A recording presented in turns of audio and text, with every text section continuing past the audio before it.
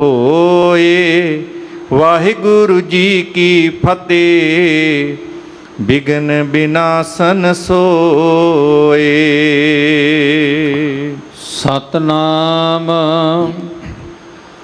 ਸ੍ਰੀ ਵਾਹਿਗੁਰੂ ਸਾਹਿਬ ਜੀ। ਦੋਹਰਾ ਸਿੱਖ ਸੰਗਤ ਲਵ ਪੁਰੀ ਕੇ ਸਕਲ ਦਰਸ ਕੋ ਆਏ। ਵਹਿਰ ਦੂਰ ਕੇ ਸੁਨਤ ਇਤ ਆਨ ਭਏ ਸਮੁਦਾਏ। ਸਿੱਖ ਸੰਗਤ ਲਵ ਪੁਰੀ ਕੇ। ਵਾਹਿਗੁਰੂ ਜੀ ਕਾ ਖਾਲਸਾ ਵਾਹਿਗੁਰੂ ਜੀ ਕੀ ਫਤਿਹ। ਚਵਰ ਛਤਰ ਤਖਤ ਦੇ ਮਾਲਕ, ਸਮੁੱਚੀ ਮਨੁੱਖਤਾ ਸਰਵ ਕਾਇਨਾਤ ਦੇ ਰਹਿਬਰ, ਦਸਾਂ ਹੀ ਪਾਤਸ਼ਾਹੀਆਂ ਦੀ ਜੋਤ, ਸ਼ਬਦ ਬ੍ਰਹਮ ਸ਼ਬਦ ਦਾ ਅਵਤਾਰ ਸਤਿਗੁਰੂ, ਧੰਨ ਧੰਨ ਸ਼੍ਰੀ ਗੁਰੂ ਗ੍ਰੰਥ ਸਾਹਿਬ ਮਹਾਰਾਜ ਸੱਚੇ ਪਾਤਸ਼ਾਹ ਜੀ ਦੀ ਮੁਬਾਰਕ ਗੋਦ ਦੇ ਅੰਦਰ, ਧੰਨ ਧੰਨ ਸ਼੍ਰੀ ਗੁਰੂ ਰਾਮਦਾਸ ਪਾਤਸ਼ਾਹ ਮਹਾਰਾਜ ਸਤਿਗੁਰਾਂ ਦੇ ਪਾਵਨ ਸੱਚਖੰਡ ਦਰਬਾਰ, ਸੱਚਖੰਡ ਸ਼੍ਰੀ ਹਰਿਮੰਦਰ ਸਾਹਿਬ, ਸ਼੍ਰੀ ਦਰਬਾਰ ਸਾਹਿਬ ਦਰਸ਼ਨ ਦੀਦਾਰ ਕਰਕੇ ਅਤੇ ਸ਼ਹੀਦਾਂ ਦੇ ਸਰਤਾਜ ਧੰਨ ਧੰਨ ਸ਼੍ਰੀ ਗੁਰੂ ਅਰਜਨ ਦੇਵ ਜੀ ਮਹਾਰਾਜ, ਸਤਿਗੁਰਾਂ ਦੇ ਬਖਸ਼ਿਸ਼ ਪ੍ਰਾਪਤ ਪਾਵਨ ਗੁਰ ਅਸਥਾਨ ਗੁਰਦੁਆਰਾ ਮੰਜੀ ਸਾਹਿਬ ਦੀਵਾਨ ਹਾਲ ਸ਼੍ਰੀ ਅੰਮ੍ਰਿਤਸਰ ਸਾਹਿਬ ਵਿਖੇ ਦਿਨ ਦੇ ਚੌਥੇ ਪਹਿਰ ਦੇ ਸੱਜੇ ਹੋਏ ਦੀਵਾਨ ਦੀ ਹਾਜ਼ਰੀ ਭਰਦਿਆਂ ਆਪ ਸਾਰੀ ਸੰਗਤ ਬੜੇ ਪਿਆਰ ਦੇ ਨਾਲ ਗੁਰਬਾਣੀ ਦਾ ਰਸ ਭਿੰਨਾ ਕੀਰਤਨ ਰਾਗੀ ਸਿੰਘਾਂ ਪਾਸੋਂ ਸਰਵਣ ਕਰ ਰਹੇ ਸੋ ਸਾਧ ਸੰਗਤ ਜੀ, ਹੁਣ ਸਮਾਂ ਹੈ ਪਾਵਨ ਗੁਰ ਇਤਿਹਾਸ ਦੀ ਲੜੀਵਾਰ ਕਥਾ ਵਿਚਾਰ ਨਾਲ ਜੁੜਨ ਦਾ। ਜੋ ਪਾਵਨ ਗੁਰ ਇਤਿਹਾਸ ਦਾ ਪ੍ਰਸੰਗ ਆਪ ਜੀ ਨੇ ਕੱਲ੍ਹ ਦੇ ਦੀਵਾਨ ਦੇ ਵਿੱਚ ਸਰਵਣ ਕੀਤਾ ਹੈ ਕਿ ਜਗਤ ਨੂੰ ਤਾਰਨ ਵਾਲੇ ਸਤਿਗੁਰੂ ਪਾਤਸ਼ਾਹ ਗੁਰੂ ਨਾਨਕ ਸਾਹਿਬ ਜੀ ਪੰਜਵੇਂ ਜਾਮੇ ਵਿੱਚ ਧੰਨ ਗੁਰੂ ਅਰਜਨ ਸਾਹਿਬ ਪਾਤਸ਼ਾਹ ਦੇ ਰੂਪ ਦੇ ਵਿੱਚ ਲਾਹੌਰ ਦੀ ਧਰਤੀ 'ਤੇ ਪਹੁੰਚੇ ਨੇ, ਜਿੱਥੇ ਇੱਕ ਸਿੱਖ ਜਿਹਦਾ ਨਾਮ ਭਾਈ ਸੱਧੂ ਹੈ, ਜਿਹੜਾ ਭਾਈ ਇਹ ਪਰਿਵਾਰ ਗੁਰੂ ਦੇ ਚਰਨਾਂ ਨਾਲ ਪਿਆਰ ਕਰਨ ਵਾਲਾ, ਘੁਮਿਆਰ ਦੀ ਕਿਰਤ ਕਰਨ ਵਾਲਾ ਇਹ ਸਿੱਖ ਪਰਿਵਾਰ ਹੈ। ਭੱਠੇ ਨੇ ਇਹਦੇ ਇੱਟਾਂ ਪਕਾਉਣ ਦਾ ਇਹ ਕਾਰਜ ਕਰਦਾ ਹੈ। ਸਤਿਗੁਰਾਂ ਨੂੰ ਰੋਜ਼ ਬੇਨਤੀ ਕਰਦਾ ਸੀ ਤੇ ਸਤਿਗੁਰੂ ਪਾਤਸ਼ਾਹ ਮਹਾਰਾਜ ਇਹਦੇ ਮਨ ਦੀ ਭਾਵਨਾ ਜਾਣ ਕੇ ਇਹਦੇ ਘਰ ਵਿੱਚ ਚਰਨ ਪਾਉਂਦੇ ਆ। ਸਤਿਕਾਰ ਸਹਿਤ ਸਤਿਗੁਰਾਂ ਨੂੰ ਸੁੰਦਰ ਪਲੰਘ ਦੇ ਉੱਪਰ ਬਿਰਾਜਮਾਨ ਕਰਵਾਉਂਦਾ ਹੈ। ਨਾਲ ਸਤਿਗੁਰੂ ਪਾਤਸ਼ਾਹ ਦੇ 5 ਸਿੱਖ ਜੋ ਗਏ ਸਨ ਉਹਨਾਂ ਦਾ ਸਤਿਕਾਰ ਮਾਣ ਕਰਦਾ। ਸਤਿਗੁਰਾਂ ਦੇ ਚਰਨ ਧੁਆ ਕਰਕੇ, ਸਤਿਗੁਰਾਂ ਦੇ ਚਰਨਾਂ ਵਿੱਚੋਂ ਚਰਨਾਮ੍ਰਿਤ ਦੀ ਦਾਤ ਪ੍ਰਾਪਤ ਕਰਕੇ ਇਹ ਆਪ ਤੇ ਇਹਦਾ ਪਰਿਵਾਰ ਛਕਦਾ ਹੈ। ਸਤਿਗੁਰੂ ਪਾਤਸ਼ਾਹ ਮਹਾਰਾਜ ਜੀ ਦੀ ਬੜੀ ਭਾਵਨਾ ਨਾਲ ਲੰਗਰ ਪ੍ਰਸ਼ਾਦੇ ਨਾਲ ਇਹ ਸੇਵਾ ਕਰਦਾ ਹੈ, ਸਿੱਖਾਂ ਦੀ ਸੇਵਾ ਕਰਦਾ ਹੈ। ਇੱਧਰ ਬਾਬਾ ਅਰਥਮਲ ਜੀ ਜੋ ਗੋਇੰਦਵਾਲ ਸਾਹਿਬ ਦੀ ਧਰਤੀ ਤੋਂ ਗੁਰੂ ਅਰਜਨ ਸਾਹਿਬ ਜੀ ਦੇ ਬੁਲਾਉਣ 'ਤੇ ਉਹ ਵੀ ਲਾਹੌਰ ਦੀ ਧਰਤੀ 'ਤੇ ਪਹੁੰਚ ਜਾਂਦੇ ਨੇ। ਉੱਥੇ ਸਤਿਗੁਰੂ ਪਾਤਸ਼ਾਹ ਆਪਣੇ ਸਰੀਰ ਤਿਆਗਣ ਦਾ ਕਾਰਨ ਦੱਸਦੇ ਨੇ ਕਿ ਅਸੀਂ ਆਉਣ ਵਾਲੇ ਸਮੇਂ ਵਿੱਚ ਸਰੀਰ ਤਿਆਗ ਦੇਣਾ ਹੈ। ਬਾਬਾ ਅਰਥਮਲ ਜੀ ਭਾਵੇਂ ਉਹਨਾਂ ਦੇ ਸਾਹਮਣੇ ਸਤਿਗੁਰਾਂ ਨੂੰ ਬੇਨਤੀ ਕਰਦੇ ਨੇ ਕਿ ਸਤਿਗੁਰੂ ਆਪ ਸਰੀਰ ਨਾ ਤਿਆਗੋ, ਮੇਰਾ ਸਰੀਰ ਤੁਹਾਡੇ ਵਾਸਤੇ ਹਾਜ਼ਰ ਹੈ, ਜਿਹੜਾ ਕਾਰਜ ਕਰਨਾ ਹੈ, ਭਾਵ ਜੇ ਤਿਆਗਣ ਦੀ ਲੋੜ ਹੈ ਤੇ ਇਹ ਸਰੀਰ ਮੈਂ ਹਾਜ਼ਰ ਕਰਦਾ। ਸਤਿਗੁਰੂ ਪਾਤਸ਼ਾਹ ਮਹਾਰਾਜ ਇਹ ਭਾਵਨਾ ਵੇਖ ਕੇ ਗੱਲ ਕਹਿੰਦੇ ਨੇ ਕਿ ਭਾਈ ਅਸਲ ਦੇ ਵਿੱਚ ਇਹ ਜਿਹੜਾ ਸਰੀਰ ਅਸੀਂ ਤਿਆਗਣ ਲੱਗੇ ਹਾਂ, ਇਹ ਸ਼ਹਾਦਤ ਦੇ ਰਾਹੀਂ ਇੱਕ ਐਸਾ ਇਨਕਲਾਬ ਲੈ ਕੇ ਆਵਾਂਗੇ, ਇੱਕ ਕ੍ਰਾਂਤੀ ਲੈ ਕਰਕੇ ਆਵਾਂਗੇ। ਕਿਉਂਕਿ ਆਪ ਜੀ ਵਿਦਵਾਨਾਂ ਦੇ ਬੋਲ ਵੀ ਪੜ੍ਹਦੇ ਸੁਣਦੇ ਹੋ, ਜਦੋਂ ਡੁੱਲਦਾ ਖੂਨ ਸ਼ਹੀਦਾਂ ਦਾ ਤਕਦੀਰ ਬਦਲਦੀ ਕੌਮਾਂ ਦੀ, ਕਿ ਜਦੋਂ ਇੱਕ ਸ਼ਹਾਦਤ ਦੇ ਰਾਹੀਂ ਸ਼ਹੀਦਾਂ ਦਾ ਖੂਨ ਡੁੱਲਦਾ ਹੈ ਤੇ ਕੌਮਾਂ ਦੀ ਤਕਦੀਰ ਬਦਲ ਜਾਇਆ ਕਰਦੀ। ਇਸੇ ਤਰ੍ਹਾਂ ਇੱਕ ਨਵੀਂ ਕ੍ਰਾਂਤੀ ਵਾਸਤੇ ਕੌਮ ਦੀ ਸਿਰਜਣਾ ਦੇ ਰੂਪ ਦੇ ਵਿੱਚ ਇਹ ਪੱਕੇ ਪੈਰੀ ਕੌਮ ਨੂੰ ਕਰਨ ਵਾਸਤੇ ਜੋ ਗੁਰੂ ਨਾਨਕ ਪਾਤਸ਼ਾਹ ਨੇ ਨਿਰਮਲ ਤੇ ਨਿਰਾਲੇ ਪੰਥ ਦੀ ਨੀਂਹ ਰੱਖੀ ਹੈ, ਉਸ ਦੇ ਵਿੱਚ ਸ਼ਹਾਦਤ ਦੇ ਰਾਹੀਂ ਇੱਕ ਇਨਕਲਾਬ ਲੈ ਕੇ ਆਉਣਾ ਚਾਹੁੰਦੇ ਨੇ, ਤਾਂ ਕਿ ਜ਼ੁਲਮ ਤੇ ਜ਼ਾਲਮ ਜਿਹੜਾ ਹੈ ਉਹ ਜ਼ੁਲਮ ਕਰਨ ਤੋਂ ਬਾਜ ਆ ਸਕੇ। ਇਸ ਤਰ੍ਹਾਂ ਸਤਿਗੁਰੂ ਪਾਤਸ਼ਾਹ ਮਹਾਰਾਜ ਜਿੱਥੇ ਸ਼ਹਾਦਤ ਦੇਣ ਦੇ ਕਾਰਨਾਂ ਬਾਰੇ ਦੱਸਦੇ ਹੈ, ਨਾਲ ਜਿਉਂ-ਜਿਉਂ ਲਾਹੌਰ ਤੇ ਆਲੇ ਦੁਆਲੇ ਦੀਆਂ ਸੰਗਤਾਂ ਨੂੰ ਪਤਾ ਲੱਗਦਾ ਹੈ, ਸਤਿਗੁਰੂ ਪਾਤਸ਼ਾਹ ਦੇ ਚਰਨਾਂ ਵਿੱਚ ਬੇਅੰਤ ਸੰਗਤਾਂ ਆ ਕਰਕੇ ਹਾਜ਼ਰ ਹੁੰਦੀਆਂ ਨੇ, ਦਰਸ਼ਨ ਕਰਦੀਆਂ ਨੇ।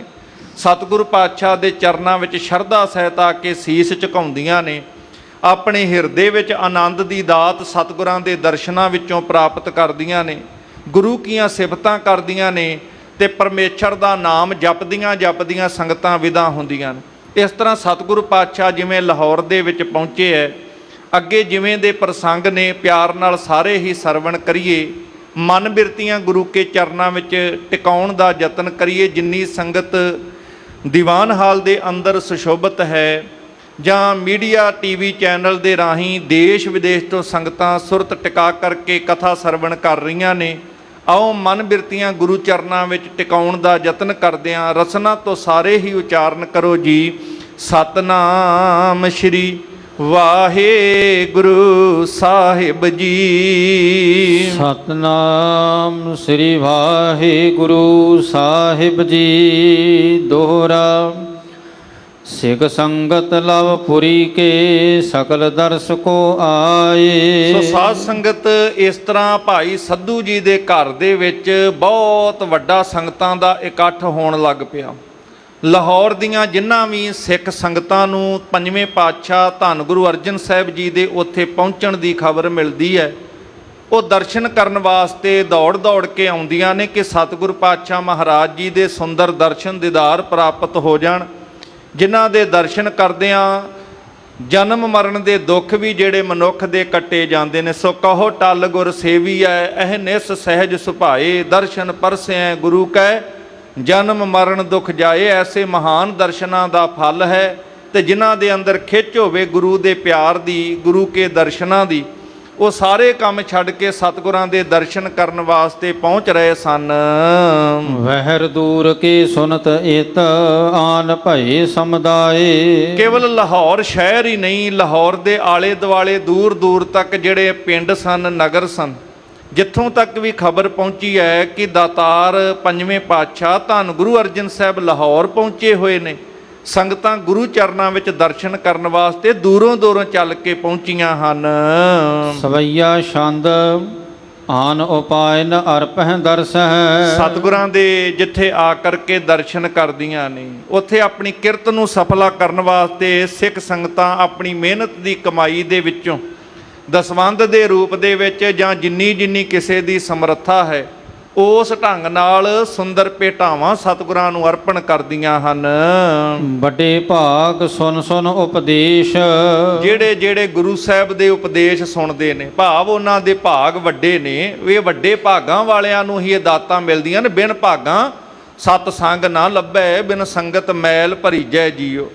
ਇਹ ਵੱਡੇ ਭਾਗਾਂ ਦੇ ਸਦਕਾ ਉਹਨਾਂ ਸਿੱਖਾਂ ਨੂੰ ਇਹ ਦਾਤ ਮਿਲੀ ਹੈ ਗੁਰੂ ਕੇ ਦਰਸ਼ਨਾਂ ਦੀ, ਤੇ ਸਤਿਗੁਰਾਂ ਦੇ ਸੁੰਦਰ ਉਪਦੇਸ਼ ਸੁਣ ਕੇ ਆਪਣੇ ਭਾਗ ਜਿਹੜੇ ਨੇ ਉਹ ਜਗਾ ਰਹੇ ਹਨ ਸਾਰੇ। ਸਤਨਾਮ ਕੀ ਉਰ ਲਿਵ ਲਾਗੇ। ਜਿਉਂ-ਜਿਉਂ ਸਤਿਗੁਰੂ ਪਾਤਸ਼ਾਹ ਮਹਾਰਾਜ ਜੀ ਦੇ ਬਚਨ ਸੁਣਦੇ ਨੇ, ਪਰਮੇਸ਼ਰ ਦੇ ਸੱਚੇ ਨਾਮ ਦੇ ਵਿੱਚ ਉਹਨਾਂ ਦੀ ਸੁਰਤ ਜੁੜ ਜਾਂਦੀ ਹੈ, ਹਿਰਦਾ ਜਿਹੜਾ ਹੈ ਪ੍ਰਭੂ ਦੇ ਨਾਮ ਦੇ ਵਿੱਚ ਜੁੜ ਜਾਂਦਾ ਹੈ। ਇੱਕ ਤੇ ਕੇਵਲ ਮੁੱਖੋਂ ਮੁੱਖੋਂ ਪਰਮਾਤਮਾ ਦਾ ਦੁਨੀਆ ਵਿੱਚ ਨਾਮ ਜਪਿਆ ਜਾਂਦਾ ਹੈ, ਪਰ ਸਤਿਗੁਰੂ ਪਾਤਸ਼ਾਹ ਮਹਾਰਾਜ ਦੇ ਬਚਨਾਂ ਦਾ ਐਸਾ ਅਸਰ ਕਿ ਜਿਹੜਾ ਹਿਰਦਾ ਹੈ, ਜਿਹੜੀ ਸੁਰਤ ਹੈ, ਉਹ ਪਰਮੇਸ਼ਰ ਦੇ ਨਾਮ ਦੇ ਵਿੱਚ ਸਿੱਖਾਂ ਦੀ ਲੱਗ ਜਾਂਦੀ ਹੈ। ਜਨਮ ਜਨਮ ਕੇ ਕਟਹਿ ਕਲੇਸ਼। ਜਿਨ੍ਹਾਂ ਦੀ ਸੁਰਤ ਪਰਮੇਸ਼ਰ ਦੇ ਨਾਮ ਦੇ ਵਿੱਚ ਜੁੜ ਗਈ, ਫਿਰ ਸੱਚ ਜਾਣਿਓ ਉਹਨਾਂ ਦੇ ਇੱਕ ਨਹੀਂ ਕਈ ਜਨਮਾਂ ਦੇ ਕਲੇਸ਼ ਜਿਹੜੇ ਨੇ, ਝਗੜੇ ਨੇ, ਸਤਿਗੁਰੂ ਪਾਤਸ਼ਾਹ ਆਪਣੇ ਉਪਦੇਸ਼ ਰਾਹੀਂ ਨਾਮ ਦੀ ਦਾਤ ਬਖਸ਼ ਕੇ ਕੱਟ ਦਿੰਦੇ ਹਨ।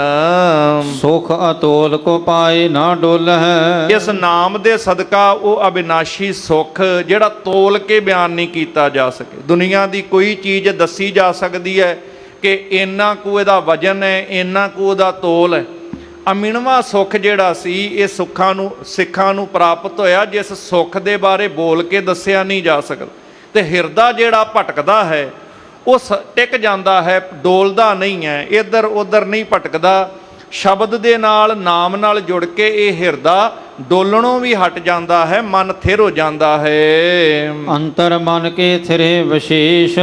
ਤੇ ਮਨ ਬਾਹਰ ਦੀ ਭਟਕਣਾ ਛੱਡ ਕਰਕੇ ਮਨ ਨੂੰ ਸਮਝ ਆ ਜਾਂਦੀ ਹੈ ਕਿ ਬਾਹਰ ਢੂੰਡਿਆਂ ਕੁਝ ਵੀ ਪ੍ਰਾਪਤ ਨਹੀਂ ਹੋਣਾ। ਜਿਹੜੀ ਅਵਸਥਾ ਸੁਰ ਨਰ ਮੁਨ ਜਨ ਅੰਮ੍ਰਿਤ ਖੋਜਦੇ ਸੋ ਅੰਮ੍ਰਿਤ ਗੁਰ ਤੇ ਪਾਇਆ। ਅੰਤਰ ਖੂਟਾ ਅੰਮ੍ਰਿਤ ਭਰਿਆ ਸ਼ਬਦੇ ਕਾਢ ਪੀਐ ਪਨਿਹਾਰੀ। ਇਸ ਤਰ੍ਹਾਂ ਸ਼ਬਦ ਨਾਲ ਬਾਣੀ ਨਾਲ ਜੁੜ ਕਰਕੇ ਉਹ ਅੰਤਰ ਆਤਮੇ ਟਿਕ ਜਾਂਦੇ ਨੇ, ਬਾਹਰ ਦੀ ਭਟਕਣਾ ਉਹਨਾਂ ਦੀ ਮੁੱਕ ਜਾਂਦੀ ਹੈ। ਧੰਨ ਧੰਨ ਸ੍ਰੀ ਅਰਜਨ ਸਤਿਗੁਰ। ਇਸ ਤਰ੍ਹਾਂ ਕਵੀ ਜੀ ਕਹਿੰਦੇ ਮਹਾਨ ਸਤਿਗੁਰੂ ਧੰਨ ਗੁਰੂ ਅਰਜਨ ਸਾਹਿਬ ਮਹਾਰਾਜ ਧੰਨ ਹਨ। ਆਓ ਸਾਰੇ ਪਿਆਰ ਨਾਲ ਆਪਾਂ ਵੀ ਆਖੀਏ ਧੰਨ ਧੰਨ ਸ਼੍ਰੀ ਗੁਰੂ ਅਰਜਨ ਦੇਵ ਜੀ ਮਹਾਰਾਜ। ਪ੍ਰਭ ਅਵਤਾਰ ਭਗਤ ਕੀ ਬੇਸ।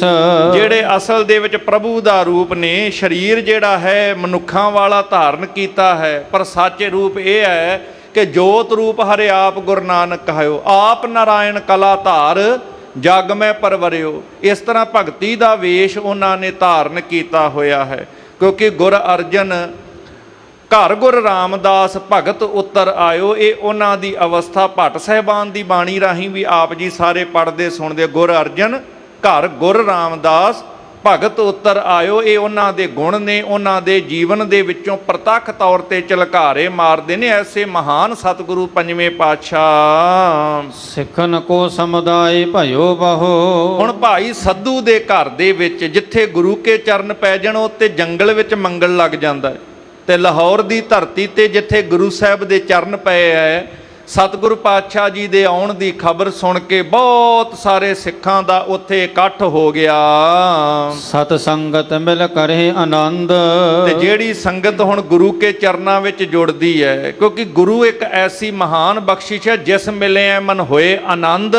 ਸੋ ਸਤਿਗੁਰ ਕਹੀਐ ਮਨ ਕੀ ਦੁਬਿਧਾ ਬਿਨ ਸਜਾਏ, ਹਰ ਪਰਮ ਪਦ ਲਈਏ। ਗੁਰੂ ਨੂੰ ਮਿਲ ਕੇ ਆਨੰਦ ਦੀ ਅਵਸਥਾ ਪ੍ਰਾਪਤ ਹੁੰਦੀ। ਆਨੰਦ ਦਾ ਮਤਲਬ ਇਹ ਨਹੀਂ ਕਿ ਮਾੜਾ ਜਿਹਾ ਸੁੱਖ ਮਿਲ ਗਿਆ ਤੇ ਆਨੰਦ ਕਹਿ ਦਈਏ। ਕਹਿਣ ਨੂੰ ਹਰ ਕੋਈ ਕਹਿ ਦਿੰਦਾ ਹੈ ਆਨੰਦ, ਆਨੰਦ ਸਭ ਕੋ ਕਹੈ ਆਨੰਦ ਗੁਰੂ ਤੇ ਜਾਣੇ। ਇਹ ਚੇਤੇ ਰੱਖਿਓ, ਸੁੱਖ ਨੂੰ ਆਨੰਦ ਨਹੀਂ ਕਿਹਾ ਗਿਆ।